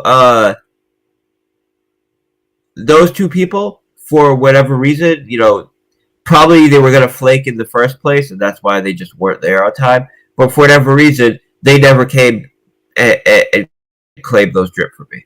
So one of those pre-sale allocations, I distributed. RIP to those guys. Yeah, I know. Man, they're kicking themselves. But so one of those allocations, I gave very early on to the core teams, the major teams that first established themselves in drip, right? Guys like Black Sheep, Bartertown, Stunner, Crypto Winner Circle, Moonshot Hunters, trying to think of 3D Crypto, I think maybe Odds Group. I'm trying to think if there was anyone else. But anyways, I took one of those pre-sale allocations, and Dog Pound, right? Yeah, Dog Pound. Dog Pound, yep, Thomas, Dog Pound. And I distributed those to those team leaders, who then distributed them to the community. The other one, the other allocation that I got, I think I might have sold some of them OTC to a VC owner that wanted to get invested, that also bought some REIT tokens OTC in the early days, so we could do some very cool thing where we had essentially ETH payouts to top. We had ETH payouts to the top liquidity providers of REIT, right? And we did this through a type of OTC sale. But this is like a long time ago, like 2 years ago. But anyways, this VC owner, he holds 100% of those REIT to this day. So he bought those REIT OTC. He's held them for 2 years. Didn't touch them. And he's the type of guy that, as long as he continues to see progress, he will continue to hold those tokens. And he's, he has hundreds of millions of dollars. I know wallets of his that are just holding ETH that have $50 billion worth of ETH in them, just sitting there, just ETH. And he has, several wallets, and he manages them and all this stuff. So, I believe I sold a portion of that other allocation to him, knowing that he would be a long-term holder, and that would be a good place to offload them. And other than that, that's it. I don't buy drip. Any drip that goes to the dev wallet gets sent to the faucet tax pool. So it doesn't get sent to the faucet tax pool in the form of a stake that I create. I'm not, compounding, creating a stake. I'm physically sending it, or not physically, digitally, obviously, but it's kind of a turn of phrase. But I'm sending it to the actual vault address itself, not interacting through the contract. This way, it's not part of an accumulating dev stake. It's just getting sent to the tax vault, which then anybody can, if you send drip to the tax vault address, it just increases the balance of the vault. And now when anybody claims from the faucet, the drip that they're claiming is coming from that tax vault. So it's not, if you just send it to that address, it doesn't get assigned to any one stake, but it's still available to anybody when they make a withdrawal. So that's what I've been doing with any drip. And I learned this back when I launched Reap, right? Because I was so excited about Reap, so excited to finally do a token of my own, that I was just buying every dip. And I bought like $50,000 of my own token. And then I realized I'm never going to sell this thing. Why am I buying it? I'm essentially just donating a bunch of capital to the liquidity pool that I'm never going to access again. And I have pretty strong feelings about that, because I feel like I have essentially insider information that would give me an unfair advantage. And sure, there aren't exactly insider trading laws in DeFi, but I feel like markets have their own mechanisms that don't prevent insider trading, but discourage it. And it discourages it through regular market dynamics. For example, if I was to buy a bunch of drip every time before I make some big announcement, then I make the announcement, it cause all kinds of excitement, the price of drip goes up, and then I sell, people are going to eventually say, hey, something's going up here. Something's going on here. Every time before he makes an announcement, the price, does a huge pump, and then the same address, or whatever, it doesn't even have to be the same address, but you see what I'm saying. The price goes way up. Only him or some insider would know that this is going to happen, and then they sell it right after the announcement is made. People would eventually catch on to this, and these market dynamics should, in a fair market, prevent insider trading. You know, if you have a knowledgeable investor base and, you know, there isn't a greater fool being created every day and all these things, which there are, and unfortunately a lot of investor bases are not educated, so you still have people running these kinds of games on their community. But that's where morals kick in, where I think people that have been following my work for a long time know that I take my moral obligations seriously, and I believe that in the big picture, this benefits myself as well, and I'm going to make more capital and, you know, more return on my investment. When I say investment, I mean the resources and time that I'm putting into these protocols. I'll make more bang for my buck being a moral actor and doing it the right way.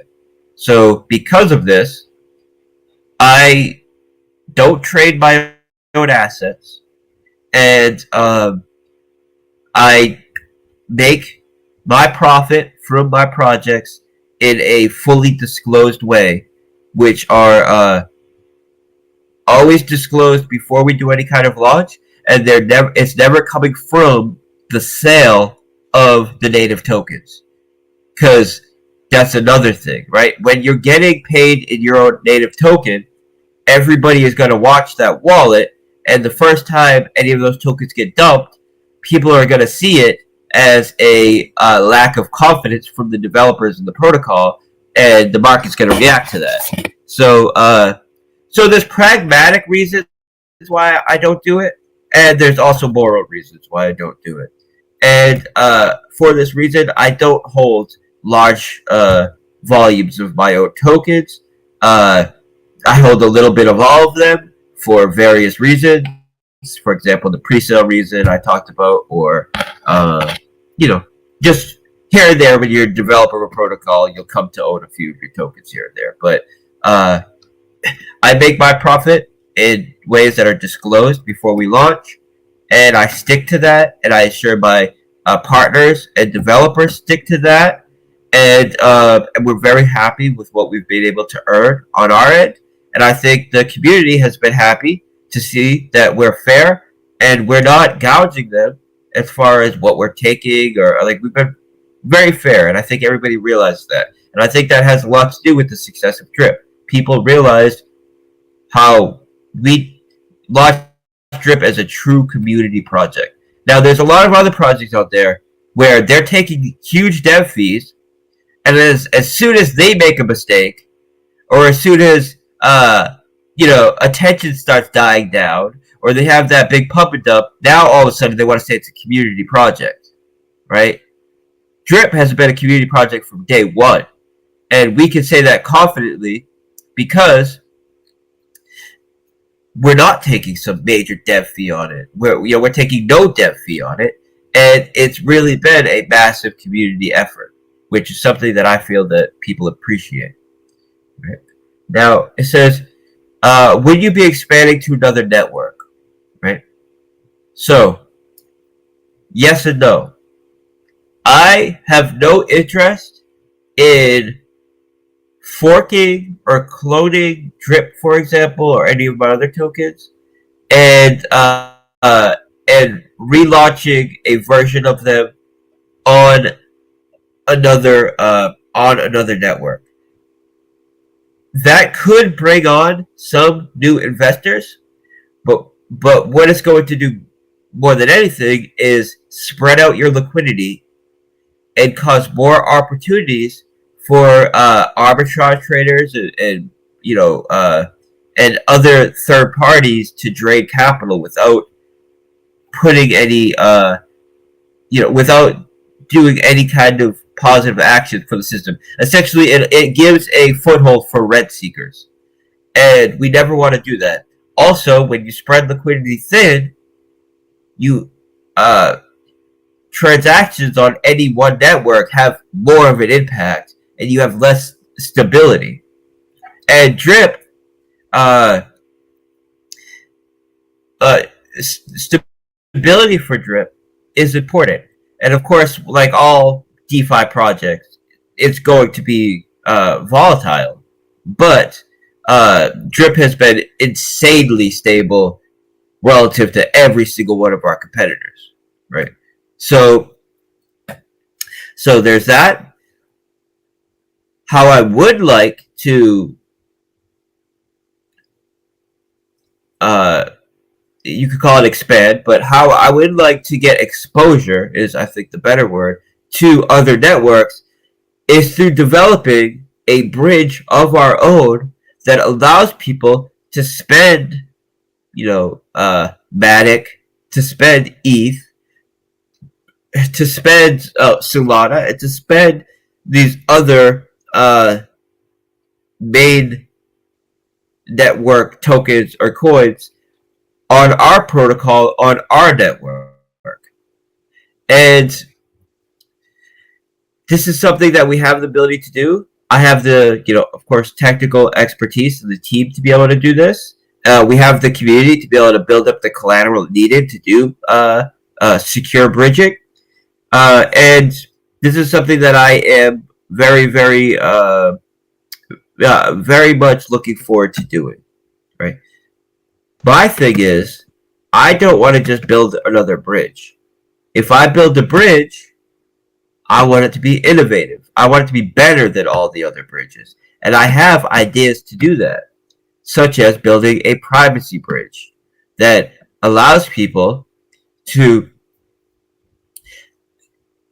send capital cross-chain without ever exposing to people monitoring that bridge where the capital is coming from, where it's going, how much capital is being sent, where the capital is being received on the other side, what network it's going to.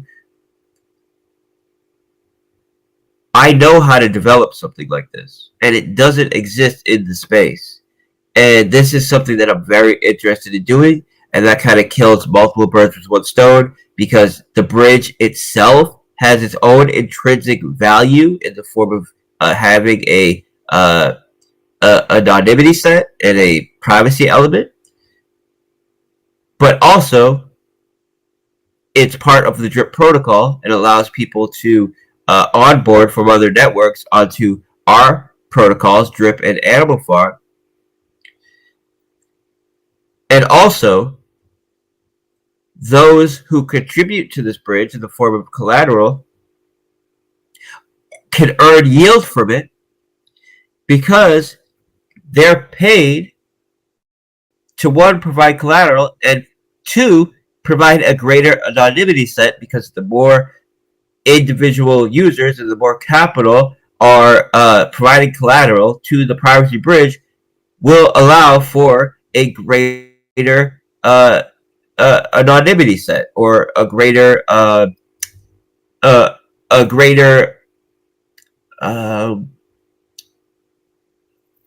you call it a greater amount of anonymity. It's a greater anonymity set is really the way to say it.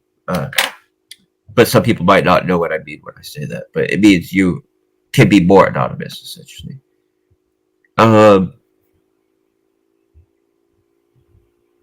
Any plans to get drip or pigs on an exchange? Well, a major Chinese exchange did list dogs and pigs. They either used the credit contract or they didn't. I'm not sure. If they did use the credit contract, that means V2 pigs will be tradable on their exchange. If they didn't, then that means a ton of pigs were just taken out of circulation, which is very bullish for V2 pigs. So it's a win-win either way we go there. Now, I have no interest on listing on any centralized exchange unless it's one of the major exchanges, only because that will give us a lot more exposure. I tend to want to stay off centralized exchanges because centralized exchanges allow you to sidestep the some of the mechanisms of the protocol itself. for example, or I should say, because you're not actually trading the token itself. You're not actually moving the token itself. You're dealing with some derivative contract. So there's positive and negatives to listing on a SEX, which is why I would only be interested in listing on one of the major ones. You know, Binance, KuCoin, Kraken, FCX. FTX. That's about it. And I can say that we've had Coinbase, right, of all people, reach out to us, and Coinbase is interested in us utilizing their Coinbase wallet, and we've been in some negotiations with them. These are some of the negotiations we were in before I had to hyper focus on Piggy Bank, where we were using that as a lever to try to get more exposure to the Coinbase platform.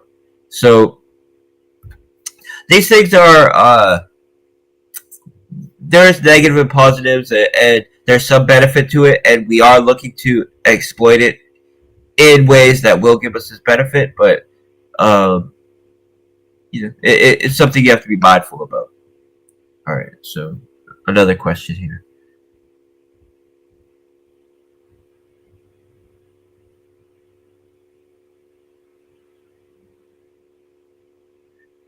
Okay, someone's asking about my take on the price of drip.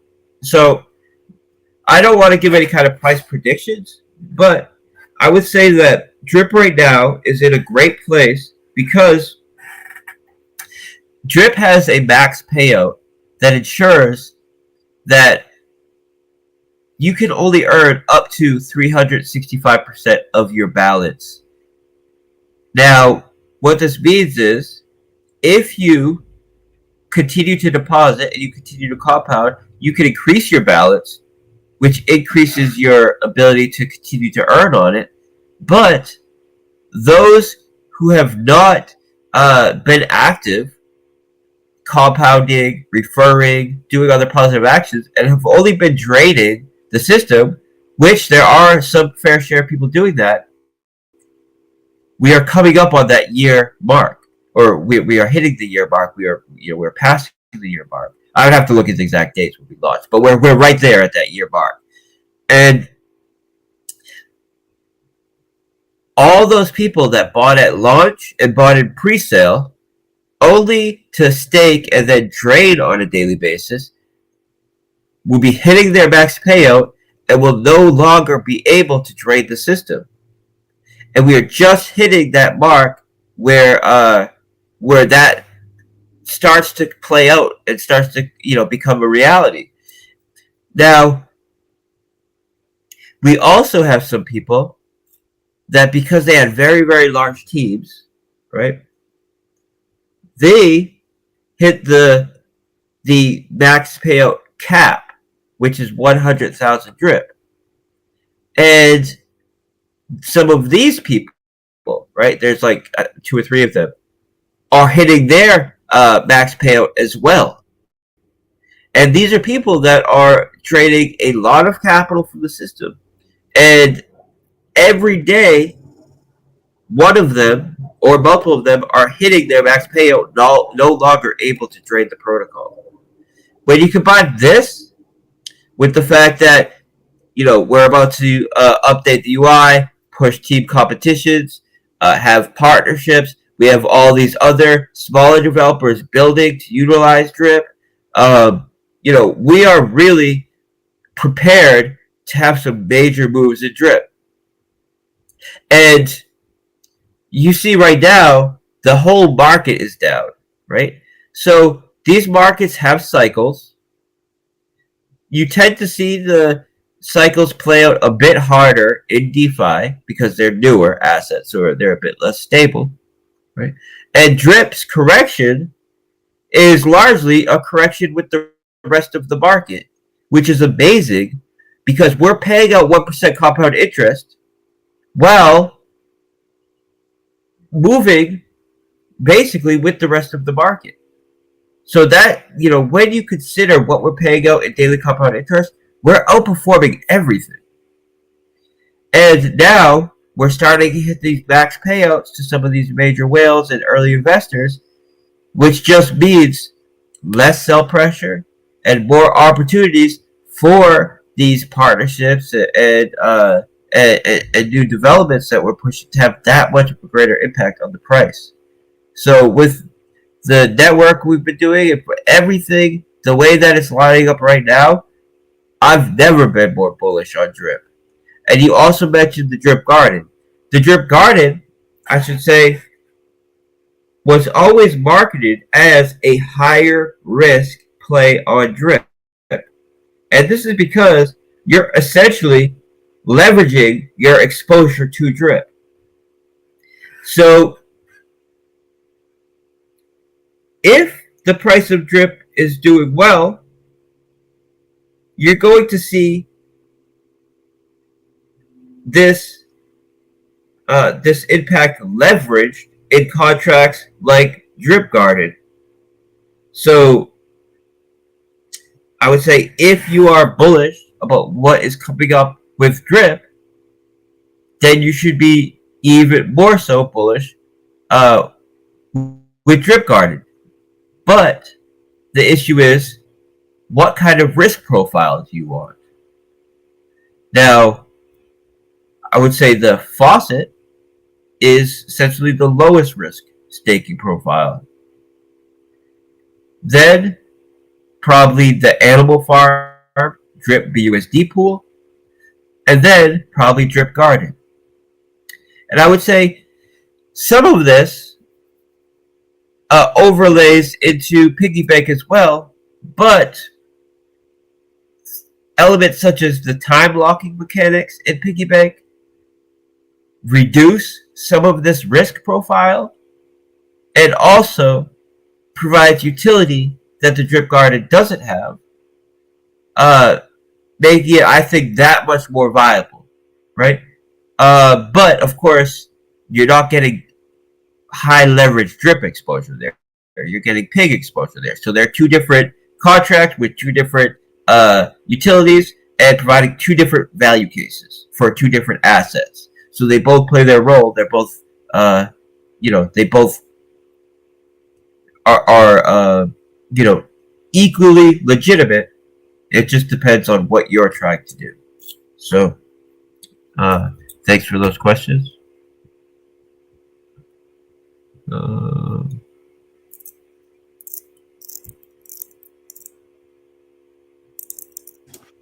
Forex, Okay, I got so a popular question that's asked a lot, right? Yep. It's regarding PIGS V1 to PIGS V2 migration, like those people who missed that opportunity. What do you say to those people who missed the migration? Okay, what I would say is we made, I don't know, maybe 24 posts about it, had on both the call channels, on Twitter, on YouTube. It's been pinned in all of the Telegram groups, not even just the Animal Farm Telegram group, but the Drip Telegram group, on Bartertown, on every single platform that we get exposure on and that our investors interact with. It's been pinned and repeated and blasted out into the public for months, and also pinned and made very available. Now, if you didn't utilize the credit contract because that capital is locked for whatever reason, like you have a time lock, or you're in the pig pen, or if you have some sort of legitimate reason for not sending it to the credit contract because of because of where you sat in the ecosystem, we've accounted for that, right? So of course we're sharing, we're we're ensuring that what we're doing is 100% fair, and people that were not able to do it will be credited. But if you think that you could be, an investor in any asset and just not pay any attention to your investment, not do any research, not do any kind of engagement at all with the asset, and think that you'll have a positive result from that, then investing is not for you. So we did everything we could to be fair, to give as much advance notice, and to ensure that the people that couldn't do it were accounted for. But if you had the ability to do it, you had to have done it, because all the opportunity was there for you to do it. And DeFi is about decentralized ownership, and this means that sometimes you have more responsibility as an investor, right? No one's going to protect your seed phrase for you. You have to protect it. No one is going to manage your capital for you. You have to manage it. And more so than any other market, if you think that you could just do no research, no engagement, and just, completely black out of it and have a good result, DeFi is not the space for you. So what that means for people who were engaged and people who did take advantage of this information, it means that you're going to see more benefit due to the fact that there'll be less pigs issued in V2 than there were in V1, because there's going to be some small amount of people that didn't utilize the credit contract, which means they will not be credited, which means the pigs that you get will be worth more. So that's what investment's about, right? A lot of investment is about value transfer from people that do their research to people that don't do their research. Just open a window. All right. So I have a question here about sell pressure when the farm is back. And I already kind of addressed this, but when we launch V2,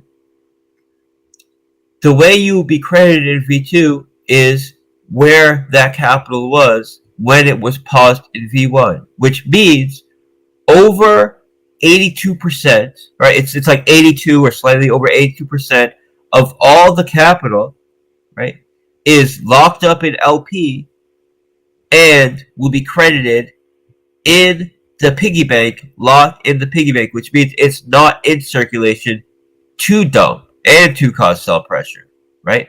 Some other high percentage, right? Another 10-15% is in the pig pen, which has a time locking mechanic, which is relatively short, but it is in there to prevent any kind of panic situation happening, panic selling there. But still, it's even if there was, it's a very small amount. It's about 10% of over 10-15% of overall capital, and the people in the pig pen, especially the whales in the pig pen, are people that are long-term members of this community and people that recognize the value of this platform and have a long-term perspective on it. That's why they're in the pig pen. So the vast majority of those people are in there to stay, and as soon as we go live, we will be taking the millions of dollars which have accumulated through the collateral rehypothecation while we've been paused, plus what was accumulated before we paused, which I hadn't been putting to work yet because we wanted to get through that initial cycle of, getting the people out that were just in it for the short-term play, put it in there, in the pig pen. So we're going to be utilizing millions of dollars into this pig pen to help incentivize people to remain in there. And then there is this small portion, right? Something like 5% of the supply that will be claimable in people's wallets. And in this case, right, we're launching the piggy bank in a way where those who get in when we unpause and we go live on V2 are able to get in essentially at the ground floor with a 20% bonus for the first 48 hours. And this is going to act like a vacuum up those few pigs that are in circulation by heavily incentivizing them to get into the piggy bank, and also heavily incentivize users that were not part of the initial piggy bank but learned about us over the past month or two. So there really are not a lot of pigs, like less than 5%, that will actually be in circulation available to sell when the farm goes live. And the way that we're setting up this unpaused launch event, it is in a way that functionally treats all existing investors as if they were in one big pre-sale, and now anybody that gets in at launch is essentially getting a chance at the ground floor, right? With an additional bonus as well in the case of the piggy bank. So we are in a great position to offset that small couple percentage that may cause sell pressure, and really just get this thing, kickstart off with a bang, And I'm going to be spending the next week doing a ton of marketing, a ton of interviews, a ton of AMAs. We're going to get, DeFi Calendar and these various platforms that do, paid ads. We're going to get them to add our dates on there so people that use these services are getting exposure to us. And, a lot of people think marketing and promoting is, getting an ad on, shitcoins.com. Yes, those kind of ads do help a little bit.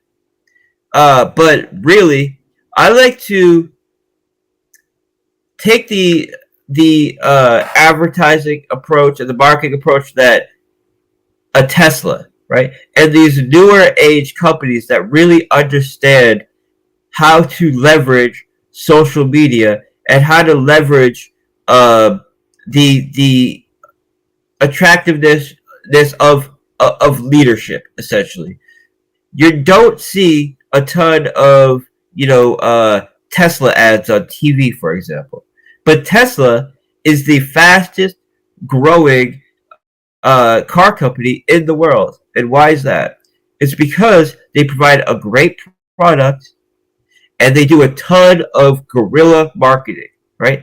And this is what we have mostly focused on: community-based guerrilla marketing, and using myself essentially as a type of platform. We are not Tesla and I am not Elon, of course, but we look at what works, and in this new market, their strategy is working better than any of the older traditional models. And this is what I try my best to focus our strategies on, right? So Drip itself, as a product, has mechanisms that highly incentivize the users of the product to be talking about it, to be spreading how cool it is, and to be promoting a platform that I can then come out, do an interview, speak in front of 2,000 people. Just 2 days ago, there was a situation where there was a protocol that had a vulnerability. Right? 4 months ago, I spotted this vulnerability, and I let everybody in our community know about it. Right? Now, when that vulnerability was exploited, it was the perfect opportunity. Everybody was asking me, hey, come explain what happened. Like, it happened just like you said it would. Come explain what happened. So now there's this huge crowd because of this event that happened. And now people are asking me to come explain it. And now what ends up happening is I'm talking in front of 2,000 live people in a Telegram group, where the Telegram group doesn't even have 2,000 members. 3 YouTubers are streaming it. And I turn it into an opportunity to promote our protocols. And this is the kind of smart marketing and promotion that we are focused on, right? Because this is how you get the most bang for your buck, right? Not from buying ads on shitcoin.com where ads that no one's gonna click anyways, right? But there still is some utility to ads. So, we have bought ads in the past, we will continue to, but there are other forms of marketing and promotion that are more powerful and more important, and you get more bang for your buck. This is where my focus is, and this is what we will continue to improve upon and continue to exploit more than anything. But we will, like always, and even more so, be focusing on traditional marketing as well. And I can say that the scratch ticket protocol, which we are working on, we're working on it with 2 other developing teams, and these 2 other development teams both have full-time marketers. So this will be our first chance to have a full-time marketer on our teams and on our team promoting our protocols, and I believe it's going to be extremely positive and provide essentially a roadmap for us to continue with this and potentially bring on a full-time marketer for all of our protocols. The issue with bringing on people who speak for the protocol, and why I'm so guarded about something like that, is because essentially you're lending your credibility to a mouthpiece, and it's very important that you are very careful about who you give this power to, right? Say I give my Twitter over to someone who's a quote-unquote social media expert. All it takes is them to make one tweet saying, hey, we're giving some surprise giveaway, send in ETH, and the 100th person to send in ETH gets $1 million or whatever, right? And completely ruin everything. So of course, people are always asking, why don't you hire a PR team? Why don't you do all of these things? And the answer is because making these changes often do more harm than good. But it is something that I'm open to. It's just, it's a process. And the first steps of this process will be working with 2 major development teams that we're partnering with to do the scratch ticket protocol, who both have their own full-time marketers who will be working for us as well through the partnership, and potentially onboarding them for our other protocols as well. And of course, this scratch ticket protocol is utilizing our existing tokens, so having them as full-time marketers for this protocol is having full-time marketers for our other protocols as well. And then this person, you could tell they want to go with the negative angle, right? Because they ask me about sell pressure and, essentially saying that I've had poor communication, right? And first of all, I've made multiple announcements every week, which look at what other development teams are doing. Look at the kind of communications these other developers are having with their community, right? I don't know if this person hasn't been in DeFi or hasn't been in crypto for any period of time. We are more open, and we are more interactive with our community, and we have more communication and engagement with our community than basically any other major protocol out there. You look at the major protocols, you're lucky if you get quarterly announcements from them. But we are going to be increasing our communication. And this could be two things. This could be someone that just isn't familiar with DeFi at all. Or it could be someone that was used to our previous, the previous way we went about communication, which is every day on a daily basis, constantly in there, to making a couple announcements a week. But if this person has been around my projects for long enough, they would know that we always go into this phase when we're in the final leg of development, where I take a step back from making constant public statements, and I'm very mindful about the public statements I make, because when you're very early on in development, you're still trying to work out exactly what you're going to do. You still have tons of time for change and to say something and then maybe make a change on it in the future, or whatever the case would be. You can be very flexible. And once you've finished with the development, which was on Thursday, which was on yesterday, which you might have noticed, I've done one interview and 3 AMAs in 3 different project groups in these 3 days, and made daily announcements, and have been active in engagement in the chat. This is because when 100% of the development is finished, then you know exactly what you can say and what you cannot say, because the work is finished, right? You can speak with confidence. You have a deadline. You know exactly all of the mechanisms of your system, and you can speak with confidence.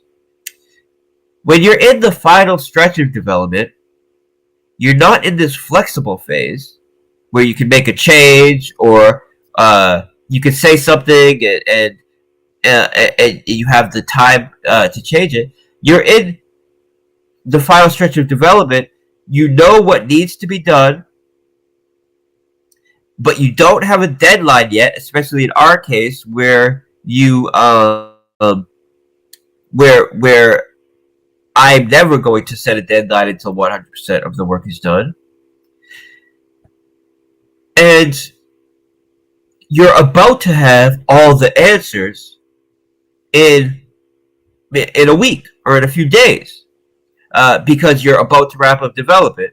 So this is when you have to be very mindful about what you say, and take a little bit of a step back from making a ton of public statements every day, and just focus on getting the development finished.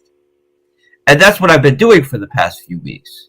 That's why you've seen a slight drawback in my interactions in the chat and doing daily interviews and AMAs and all of that, right?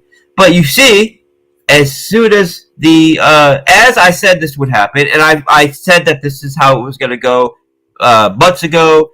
I've made it very clear that this is why I was doing it, and that as soon as the work was done, you're not going to be able to get rid of me, right? You're going to get more communication than you guys asked for. Is because the work is now done, and now we have something to promote. We have the deadline. We know exactly what we can say, what we can't say, and that's what this is about. Now, as far as pausing the contract, or as this person wants to say it, holding money hostage, right? So, when you have an issue that comes up, an unexpected issue that comes up, and you're put in a hard decision like we were put in, where we essentially had 2 choices, we could allow this to be a bump in the road, where we have to pause capital for a few weeks, but ensure that no investor capital is lost. That way, a month from now, no one is even talking about this bump in the road, and people have moved on and forgot about it, and everybody will be utilizing the protocol happily, like nothing ever happened. Or we could decide to take some illogical, philosophical stance, or I don't know why you would do it, and just decide, oh, all hands off. We'll just do nothing about it.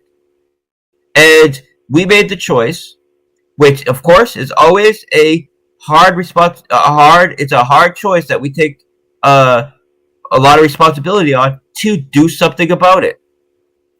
And in this case, what we had to do was pause the protocol. Now, as I said, we have made multiple internal changes, both on our development team, on the way that we set deadlines, hiring an additional developer just for quality control.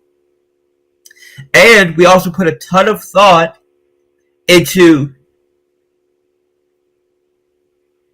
how we can address unexpected scenarios in the future, if, God forbid, they come up again, so that we do not have to pause the full protocol in order to address an issue with a single mechanism of the ecosystem.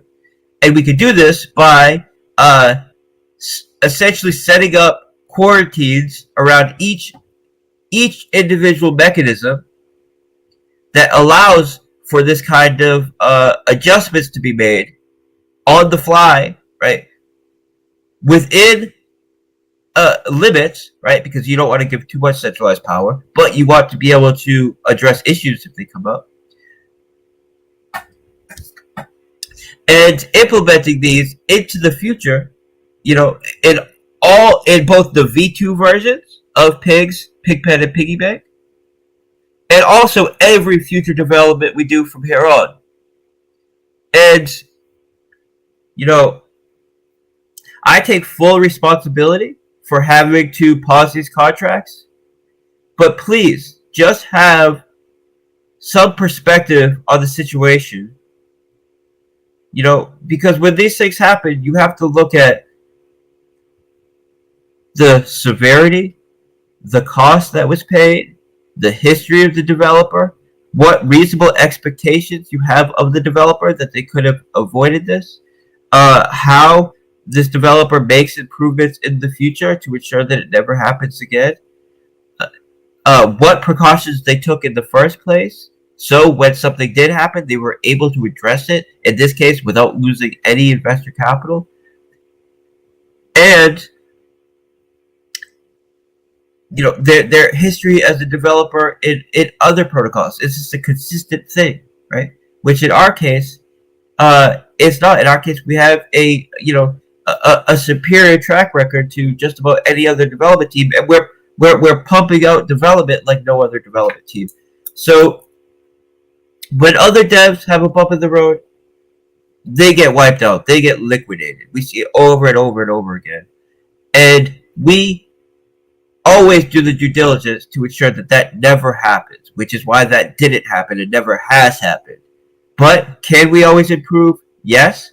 Have we made major improvements? Yes. And we will continue to improve in the future, right? So that's my answer to that. Okay. All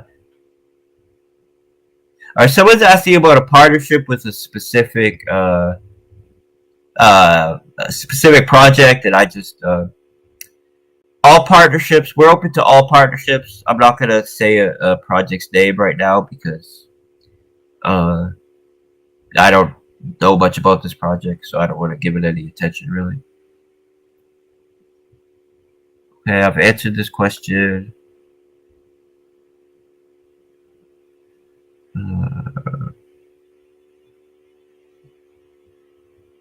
Okay, answer.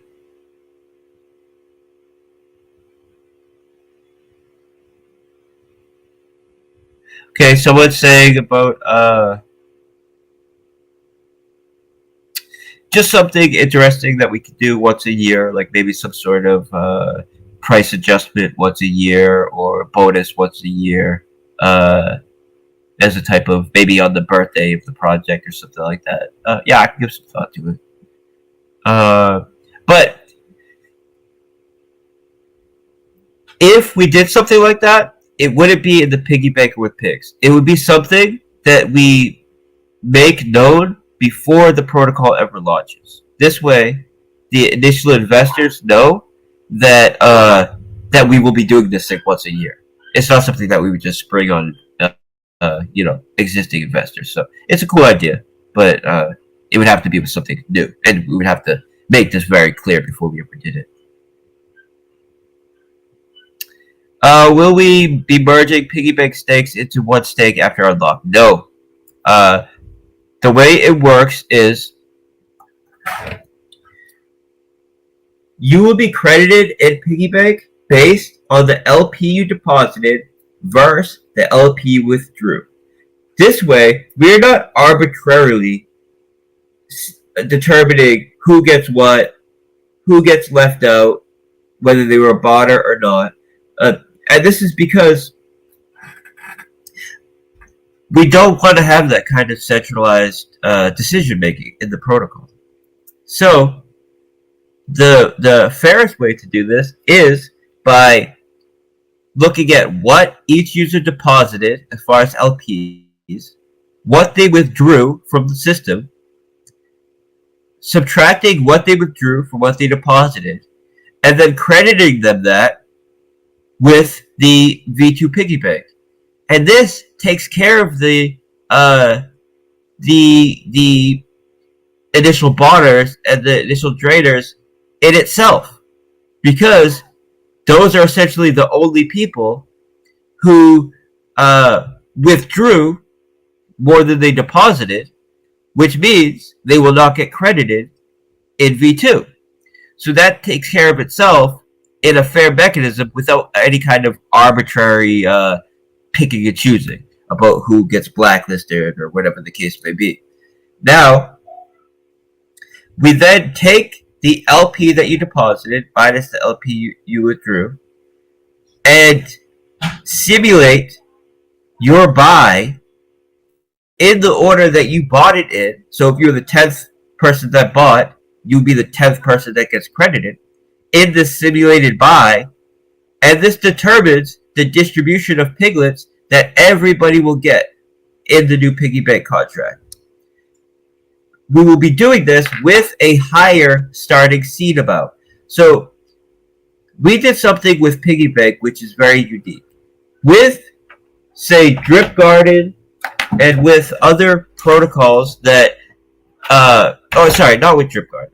Someone just opened my door and I got distracted. With other protocols similar to Drip Garden and piggy bank that had a similar 2-token mechanism which determines the ROI that you get paid out based on the amount of tokens you hold. The way that they did their launch was by having the developers or insiders deposit to create the starting liquidity, which then gave them a huge advantage because they could then compound in the system, and that initial deposit will always get 50% of the supply. Whether they deposit 10 BNB or 1,000 BNB, they'll always get 50% of the supply. And then, when you start with 50% of the supply and carry compound interest, it only takes a couple months before the insiders and developer, in this case, it's always the developer in this case, has over 90% of the supply and can drain the protocol. That's why none of these protocols are sustainable. That's one of the reasons. We made an adjustment, and we made a major innovation where we created a function that allows us to essentially trick the contract into thinking we added liquidity. This way it has a price, because you need to add liquidity and set the price.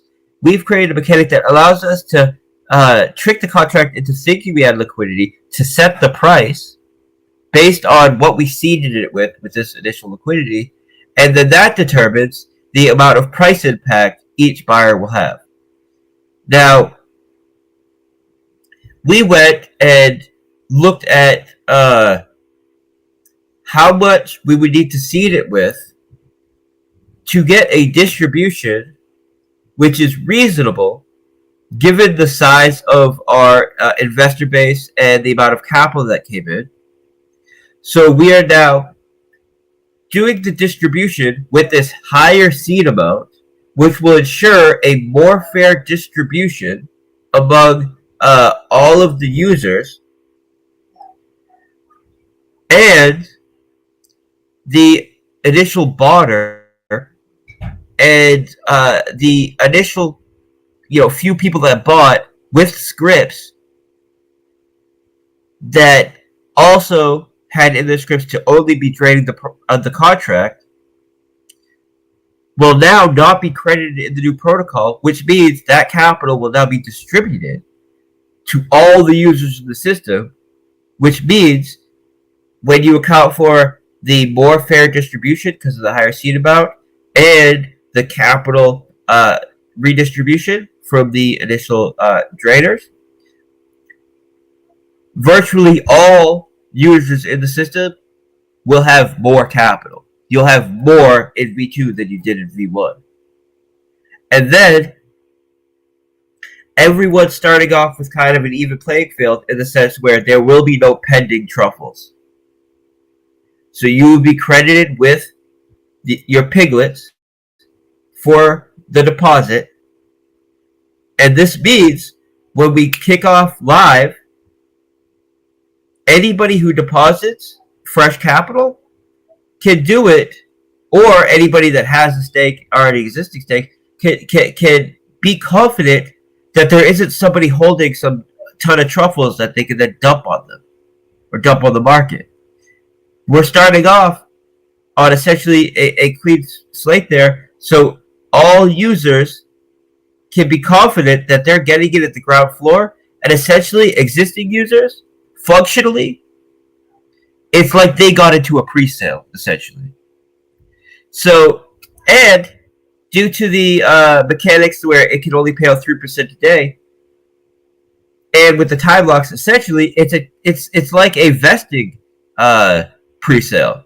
So it's extremely bullish for anybody that wants to put fresh capital in there, and then we're making it that much more bullish by putting a 20% bonus for the first 48 hours.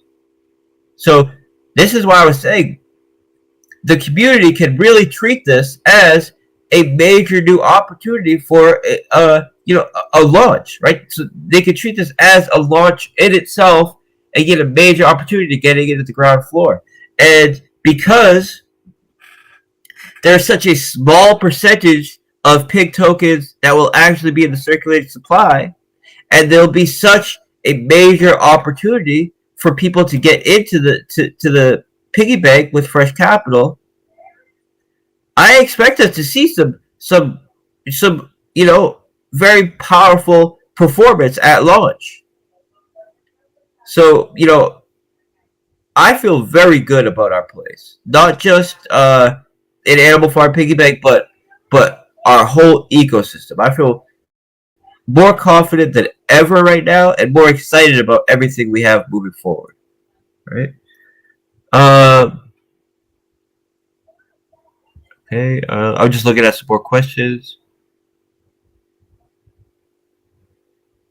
Okay.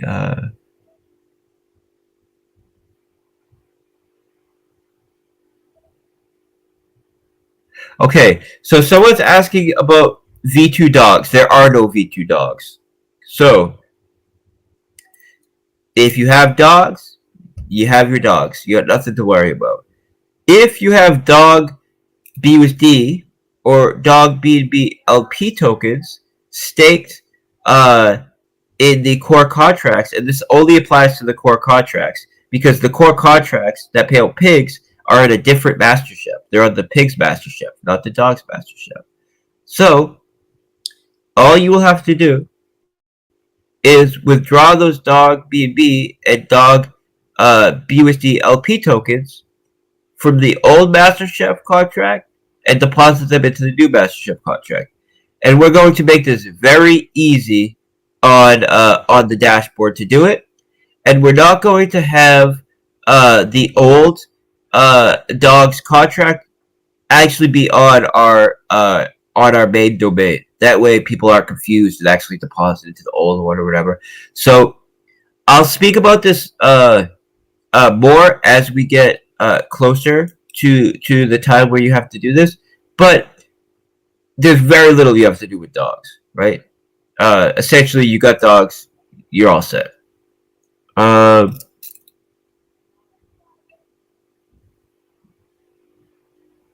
Okay, people asking, they're worried because they didn't compound truffles while they were waiting, all this stuff. It's gonna have no impact on you. We're not, since Piggyback was only running for like 2.5, 3 days. First of all, there's no real major implications to just resetting the accumulated truffles amount, and also or what's been compounded, because you can only compound once a day, so it's really only at max 2 events that could have happened, 2 compounds that could have happened, and accounting for this would defeat the whole purpose of doing the redistribution, because we would be accounting for compounding and truffles earned on a essentially an unfair distribution. So it doesn't really make sense to do that. So you have nothing to worry about in that sense.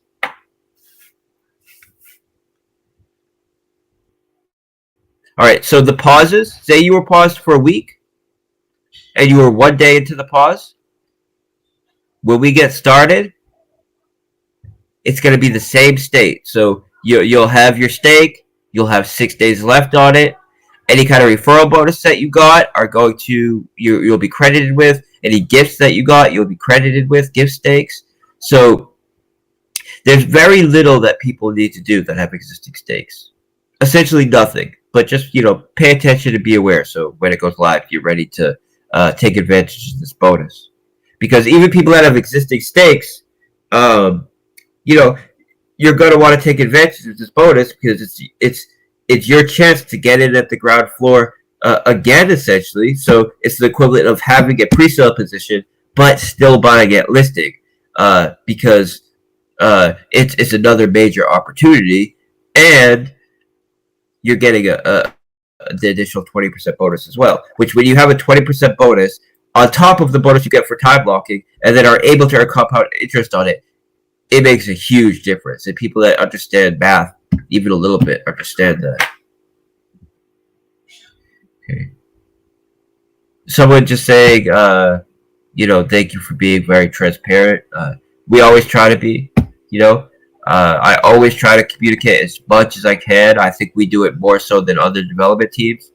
And I should say, basically all of these posts are extremely positive. I'm skipping over ones that just have positive things to say, because I really just want to get to the questions, and especially the hard questions, if you want to call them hard questions. I don't see any questions as hard questions, because I'm confident in the actions that we took, and I'm confident in how we're moving forward, so you really can't ask me a hard question.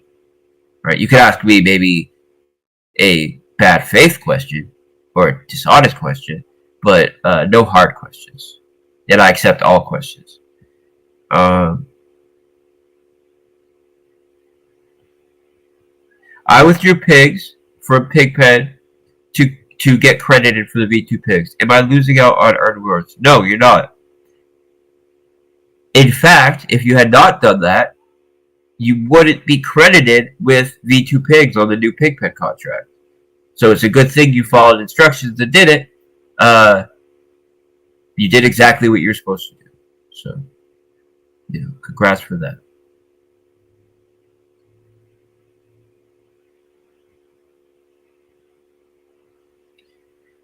Okay, so someone's asking about a referral link.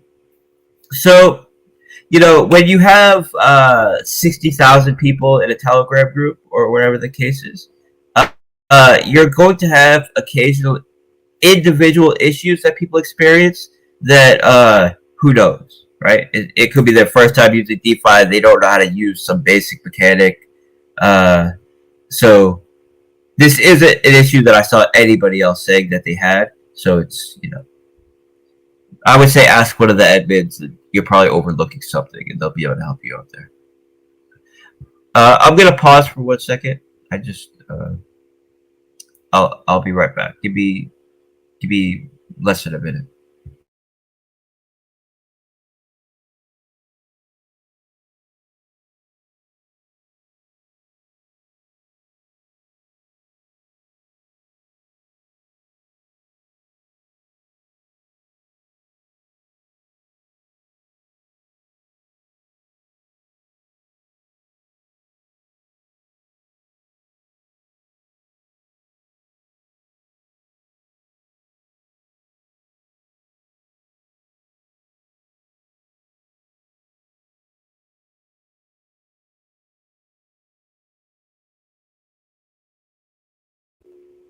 Okay, I'm back, guys. And as promised, right? I know this is kind of going on for a while, but as promised, I will get to every single question that's asked. As far as what was sent in on Twitter, because I did promise I would do that. And I think we're gonna leave it at that, right? Because I mean, I've answered dozens and dozens of questions, and anybody that does have a question, has the ability to post it there. So, as anybody can go, you can go look and see what questions I've got, and you can see that I've answered every single one of them. So, will time lock start over a piggy bank? No, I explained this already. That the state that the contract was in when we paused will be the state it starts at. As far as all of these stakes go.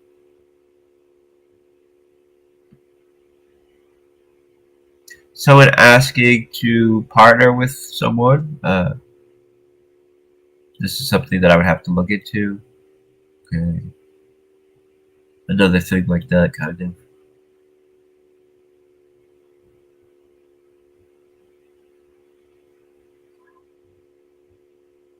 Someone not really understanding how it works, but I've already explained it.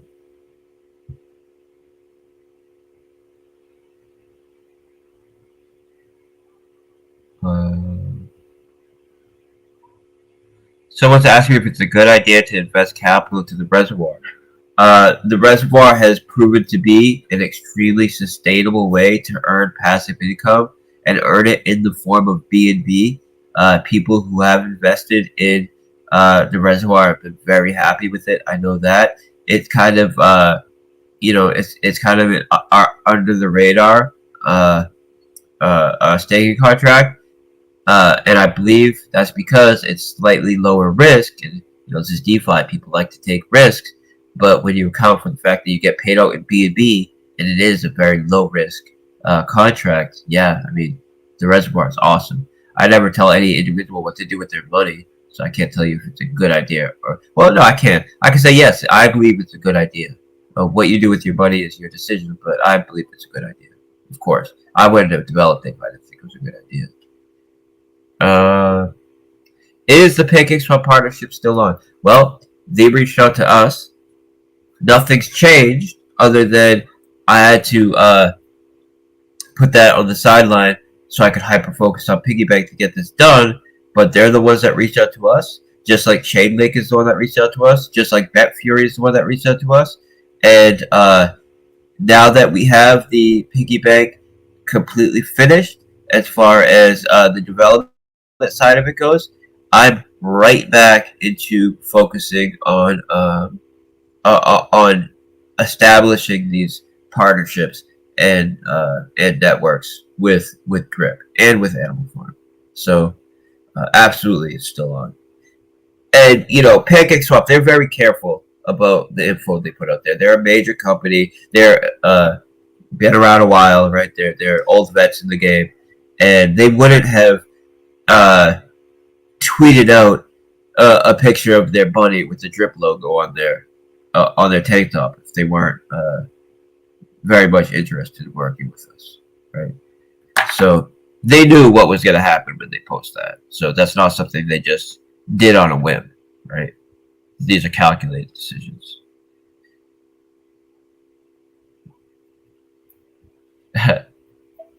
Someone asking what comes first, $100 drip or essentially a mammoth new development for drip, and that's kind of a tongue-in-cheek thing, tongue-in-cheek joke based on some events that have happened recently.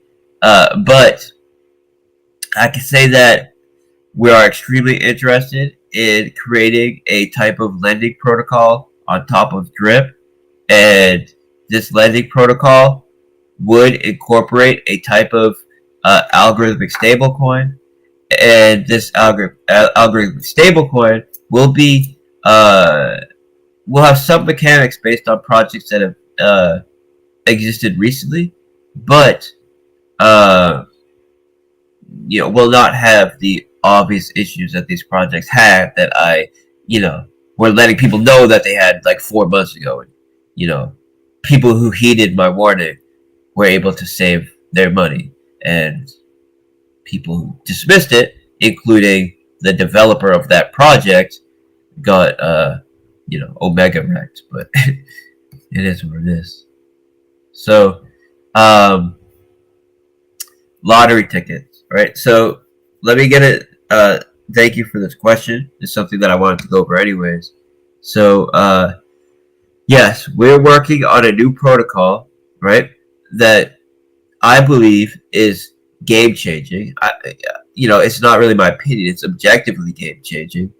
We're taking the current lottery structure that PancakeSwap and these other protocols are doing, and instead using a type of scratch ticket model, which has proven to be an extremely high demand, extremely sustainable model that is way more attractive than traditional lotteries and current DeFi lotteries.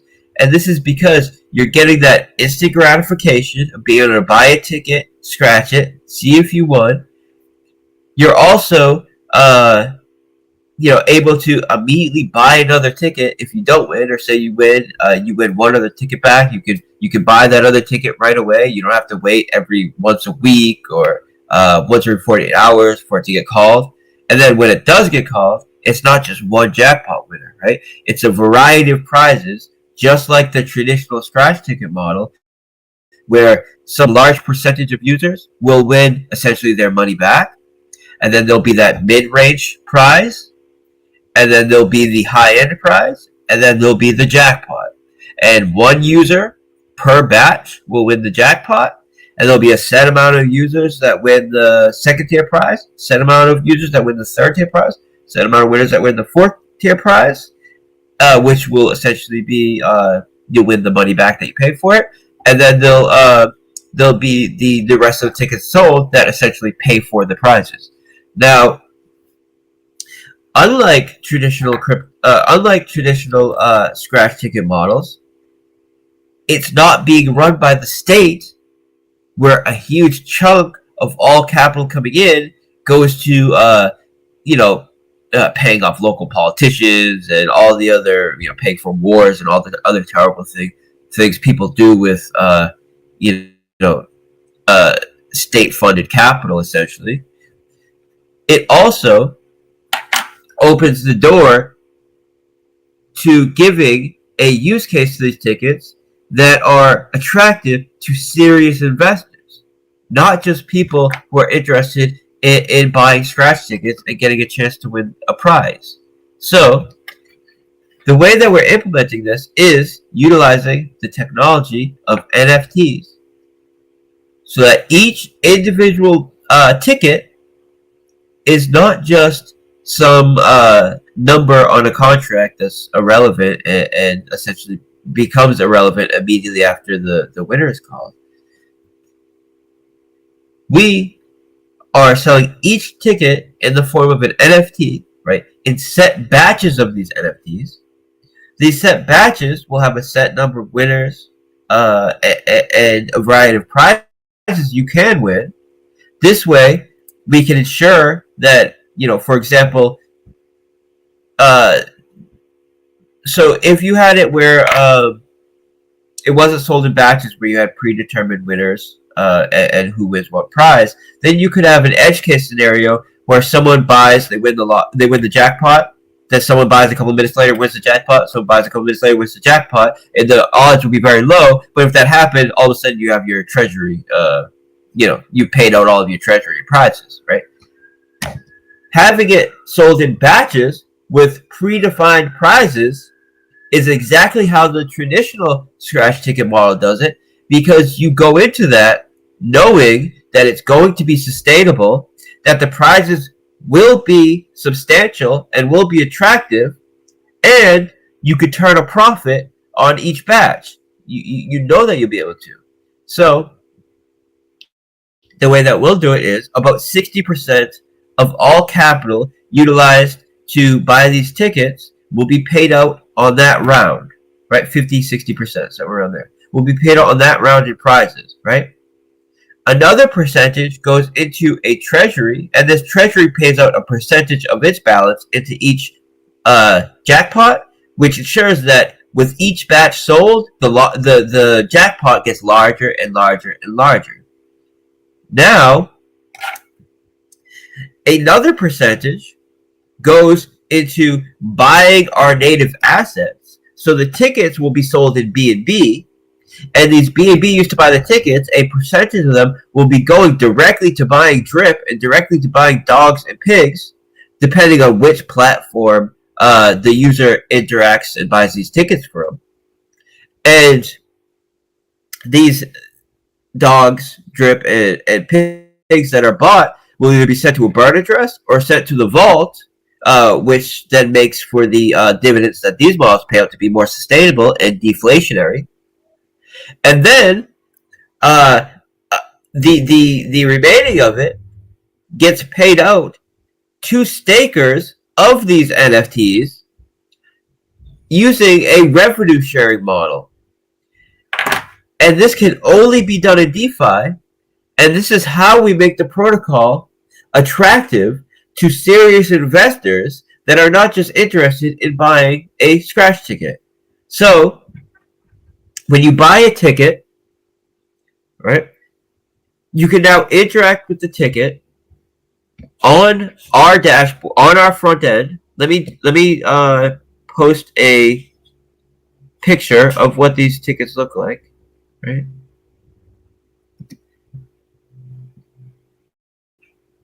So they look like so they have a pretty awesome. Let me just pull up another one that shows how it looks like when it's scratched. Right. So we have these awesome designs that allow you to interact with the NFTs on our dashboard and actually digitally scratch the tickets on the dashboard. When you do this, it calls the scratch ticket function, which then calls Chainlink.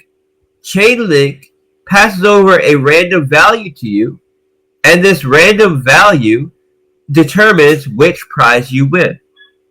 And this way, this is how we ensure that it's 100% random who wins which prize,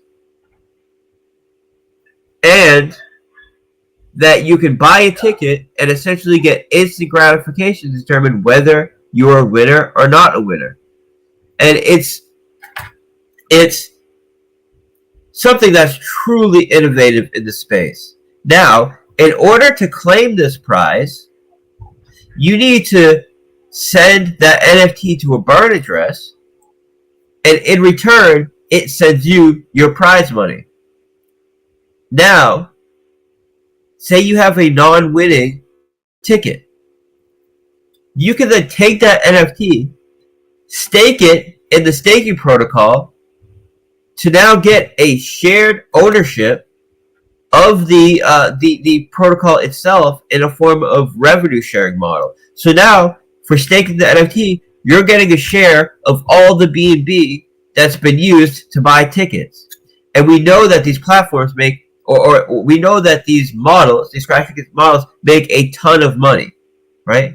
So it's going to be massive BNB being paid out to the stakers of these NFTs. Now, when you win your prize, right? I'm sure, especially early on, there's going to be people that buy one of the that earn one of the low tier prizes, such they just win their money back, and instead of you claiming that prize, instead of burning that NFT to claim the prize, these people would rather take that NFT and put it in the staking protocol and use it as a share of the platform itself.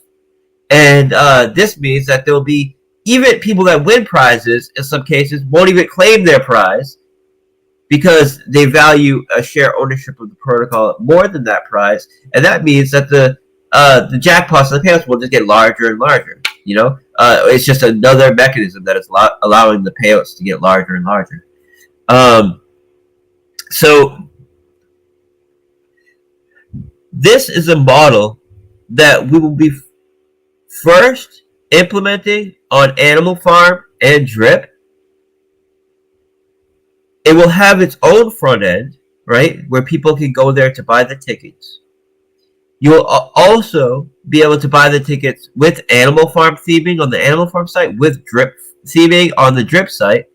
If you buy the tickets on the Drip site, then a percentage of all the BNB used to buy those tickets go to buying Drip and sending those Drip to the tax vault. If you buy on the Animal Farm site, then a percentage of those tickets that are sold there go to buying dogs and pigs and sending those to a burn address, right? Now, we're going to implement them on our platforms and its own standalone platform, because it's a major idea that deserves its own standalone platform. But this is a model that we can shop to all the other development teams out there that want this kind of utility for their platform, want a reason for people to be constantly going to their website, constantly interacting with their website, a constant element of engagement and excitement for the platform, for their platform. But no matter what platform it's being implemented on, some percentage will always be going to, one, buying our native assets, and two, revenue sharing with the stakers of these NFTs. So this is something that we're going to sell as a whitelisting service to many different development teams. And the more development teams use it, the more cash flows we're creating for our own native assets, right? And I already know many development teams that are very much excited and ready to implement this system. And we've seen this model work before as far as white label services for lottery systems. Worked very well before. And these were very basic cut and dry lottery systems. This is something that's truly changing the game, and other developers recognize that. And they're very much looking forward to implementing our service on their platforms as well. Now, on top of this, we're utilizing Chainlink's VRM service in a way that no one else has ever done it before. And as I said, Chainlink reached out to us for a Drip partnership. And what I told them was, yes, let's do a partnership together, but since it costs money in the form of Link to utilize their service, wait until I have something that is truly worth promoting and that you guys can truly get excited about. So when we have this partnership, you're going to put all your resources into co-promoting it. And this is when we decided we were going to do this specifically. And Chainlink is extremely excited about it. They're fully on board. We've been in constant communication with them, and they're ready to heavily promote this, right? We also have a raise in the DAO coming up with a major company, right? I would call them a DeFi company that is developed by the same development team that developed Paxful, which is either the number 1 or number 2 peer-to-peer Bitcoin exchange, right? And he's also developed several other unicorn companies that he then went on to sell, and several other members of our team have done the same as far as creating unicorn companies in traditional markets that are related to DeFi, but they were sold in traditional markets.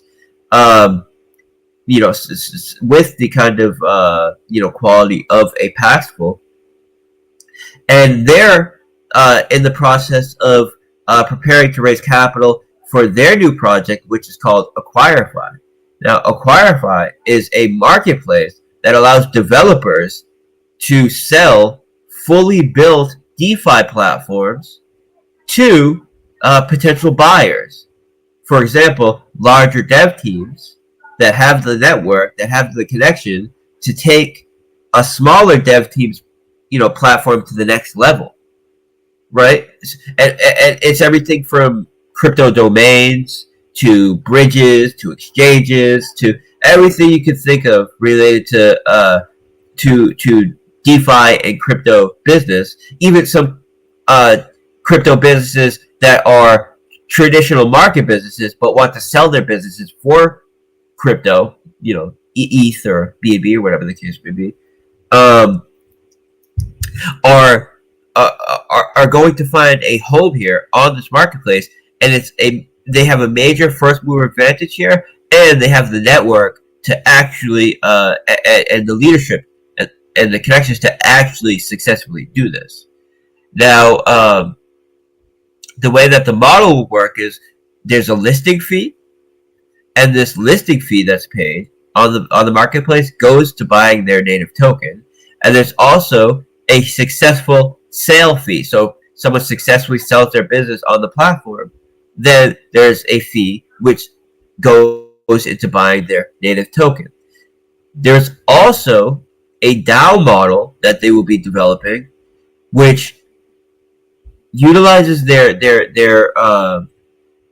brokers, which I will be working as an advisor and a broker with them, and I have a very good reason for that. And their lawyers and their leadership structure will be picking the top, say, 5% of businesses that want to list on them, and will be buying those businesses themselves, and then allowing people to invest in those businesses using their native token as an investment vehicle for these businesses. And this is where I see the most value, because these tokens will act as a share in these various, high quality DeFi businesses. So I'm going to be raising capital for them in the Reap DAO. Let me see if I can pull that up here. All right, so I just made Rosebot make a reply with the Reap DAO. You can access the Reap DAO by buying 300 or more Reap tokens. There's a 2% tax on buying Reap tokens, which go into reflective rewards for all of their users. And so make sure if you do buy it, you buy enough to account for this 2% tax and price impact and slippage and all this. But if you buy Reap, not BREAP, Reap, the ERC20, my initial token that I launched. And this should give you guys all extreme confidence, because this is a token that I launched 2 years ago, and I'm still providing utility for it. I'm still providing demand for it, and this is something that I have a major commitment to. That when I develop something, it's a lifelong commitment for me, where it's part of an ecosystem, and when I develop something new, it's always under the framework where how can this benefit the existing ecosystem, and how can it benefit my existing investors while being attractive to new investors.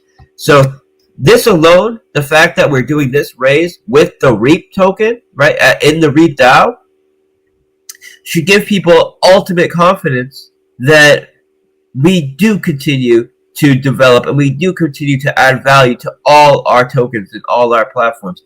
And this is the reason why the Reap token is 2 years old, and it's up something like I don't know, 7,000x or something crazy like that. I don't know what last time I looked at it. It was very high. We listed at 4 cents, and it's up between $150 $200, something like that. So it's insane appreciation, but we haven't even gotten started yet, because the vast majority utility for this token is in raises that we'll be doing in the DAO, and so far we've only had 3 raises in the past year in the DAO, and this is because I've been focusing on launching my own tokens, which we needed to raise for, and I've had my full focus on this. And also, I'm very careful about who I lend credibility to and who I'm willing to raise for. I'm not willing to do what these other guys do, and they'll raise for any crappy project because they know they can make 10% of what they raise or whatever the case is.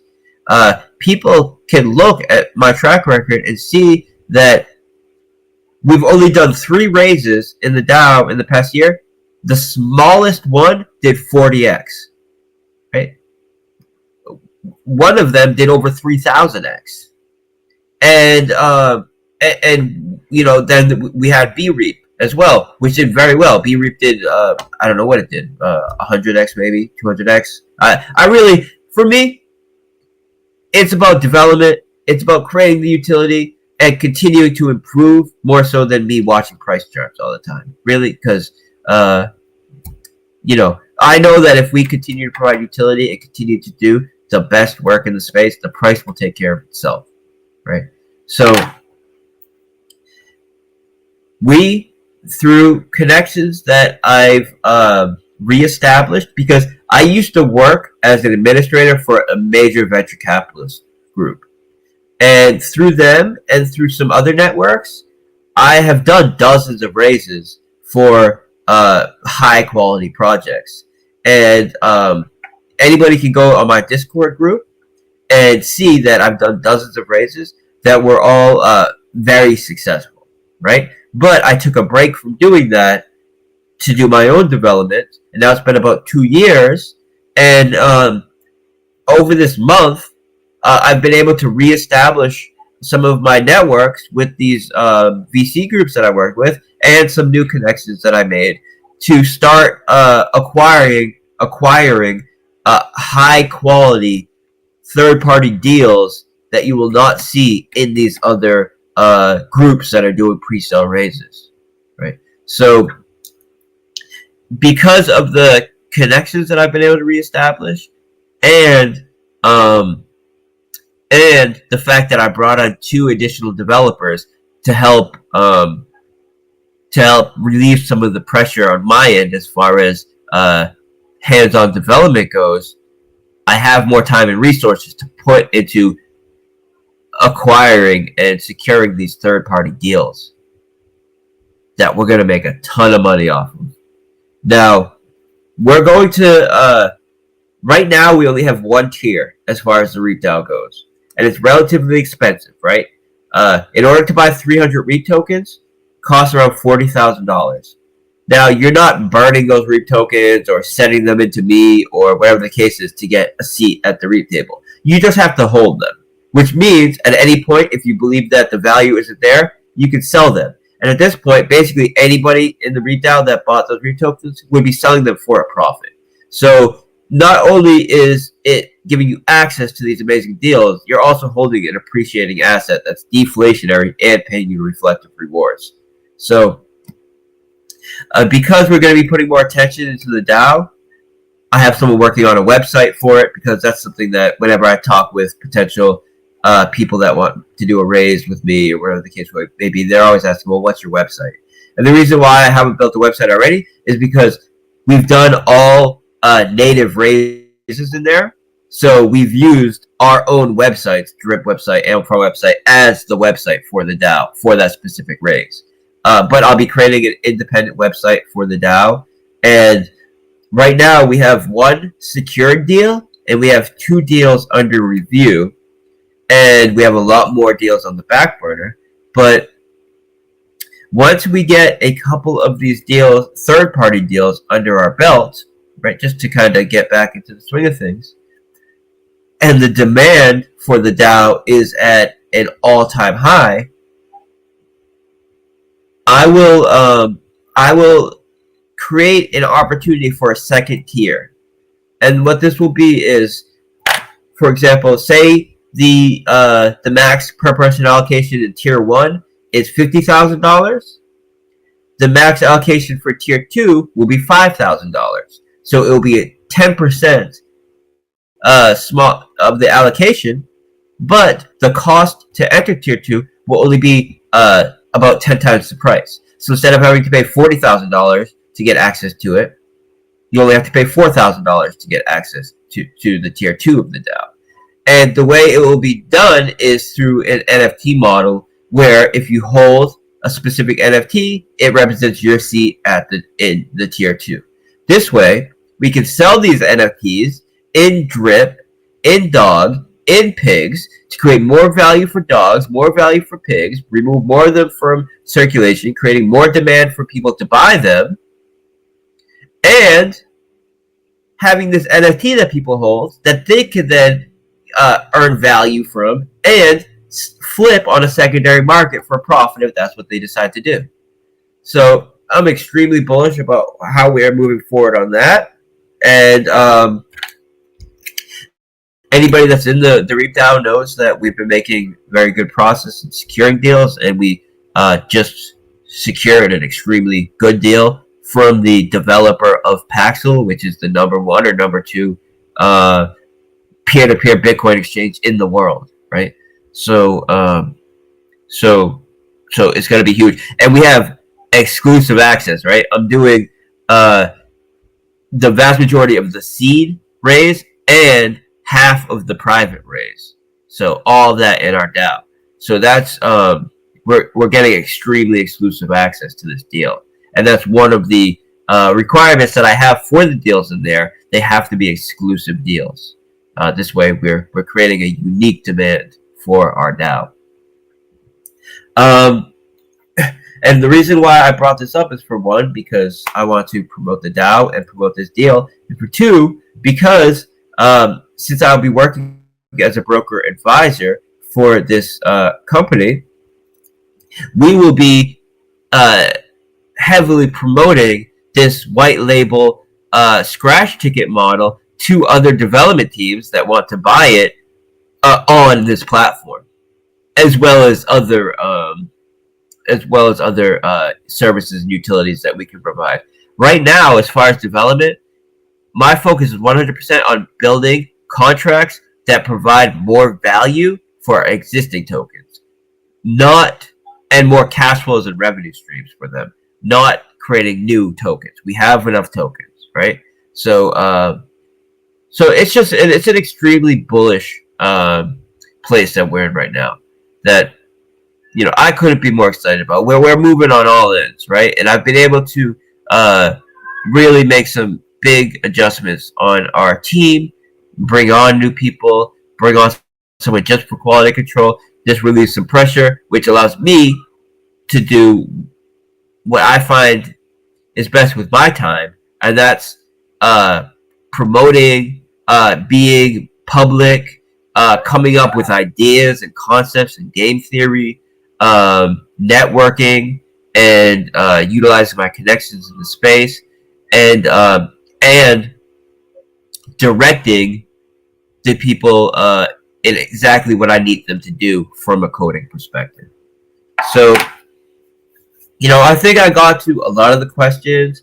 I got a lot into what we have coming up. I think I don't want to have this go on for hours and hours and hours, because I want it to be recorded on. I want it to be recorded for YouTube and everything, and I want people to be able to share it and watch it. So what we're going to do is I'm going to wrap this up, right? Unless Barry Account sees something that's like a question that he's been waiting. Because I went over, I say everybody who sees, I went over dozens and dozens of questions. And from what I think we nailed everything. I think we nailed pretty much everything. And then you're going to have other AMAs coming up. That's another question. What you have a rough roundup of other platforms that you're going to sit at the table with and discuss Animal Farm launch? Yeah. Well, of course, Moonshot Hunters, right, which is the most active Telegram group in crypto. We have an AMA scheduled to them. Essentially, it's on me when I want to do it, because I'm also an admin there, so I have a lot of control over that. But that'll be coming up this week. We'll be having an AMA with Stunner, and in Crypto Winner Circle, I'll be on the Black Sheep YouTube channel. We'll be on the the Stunner channel. We'll be going on Thomas's channel, and R2R. We'll be on Crypto Mike's channel. I need to reach out to I'm gonna forget how his. So I'm gonna Juber Gems, maybe. Yeah, exactly. Yeah, no, that's exactly what I was thinking of. Yeah, and he has like 1.5 million viewers on his channel. So for sure, I'll pick up with him, do something with him. Then there's all kinds of people that are reaching out to me on a daily basis, asking for interviews, asking for AMAs, and I'm taking full advantage of that over the next week. I'm all reaching out to these platforms, provide ad space, provide calendars, and just to take advantage of that. So you guys are going to be seeing that AMA in interviews every week and continuing into the future. So the only time I really take a step back from that is last couple weeks of development, because that's what I really want to focus on, just hammering it in and getting it done. But right now, where it's all about promotion and all about spreading education. So you guys, you won't be able to get rid of me, essentially. So I'm glad that you guys enjoy when I talk, because you're going to be seeing a lot of it. So thank you, everybody, for being here. Thank you, Bartertown and the Mids and everybody. I'll be on tomorrow, right? So you guys will see me in text here today. I'm going to try to schedule an interview for tomorrow. If I can't schedule an interview tomorrow, we'll do some other kind of major marketing or promotion. And thank you, right? But this will ramp up as we get closer to the date. We'll ramp up on hammering in exactly what people need to do. We'll get the exact time of unpausing as we get a little bit closer. And I'm just very excited, and I'm glad all of you seem to be just as excited as me, because you understand the value of what we're providing here. And I think if what we've been through over the past month tells us anything, it tells us that there's always room to improve, but we are here, always here to improve. And when the going gets tough, the tough gets going, and that's where we're fine. And that's where we really put in the work, and we go above and beyond any development team to ensure that when you put capital in our system, you know that it is protected, you know that it's safe, and we're going to continue to create a new standard for development and security. So thank you guys. I'm gonna hop off now, and feel free to continue to write questions, and I'll get to them tomorrow and when I can in voice. So I'm gonna end the chat, guys. Thank you so much. Bye.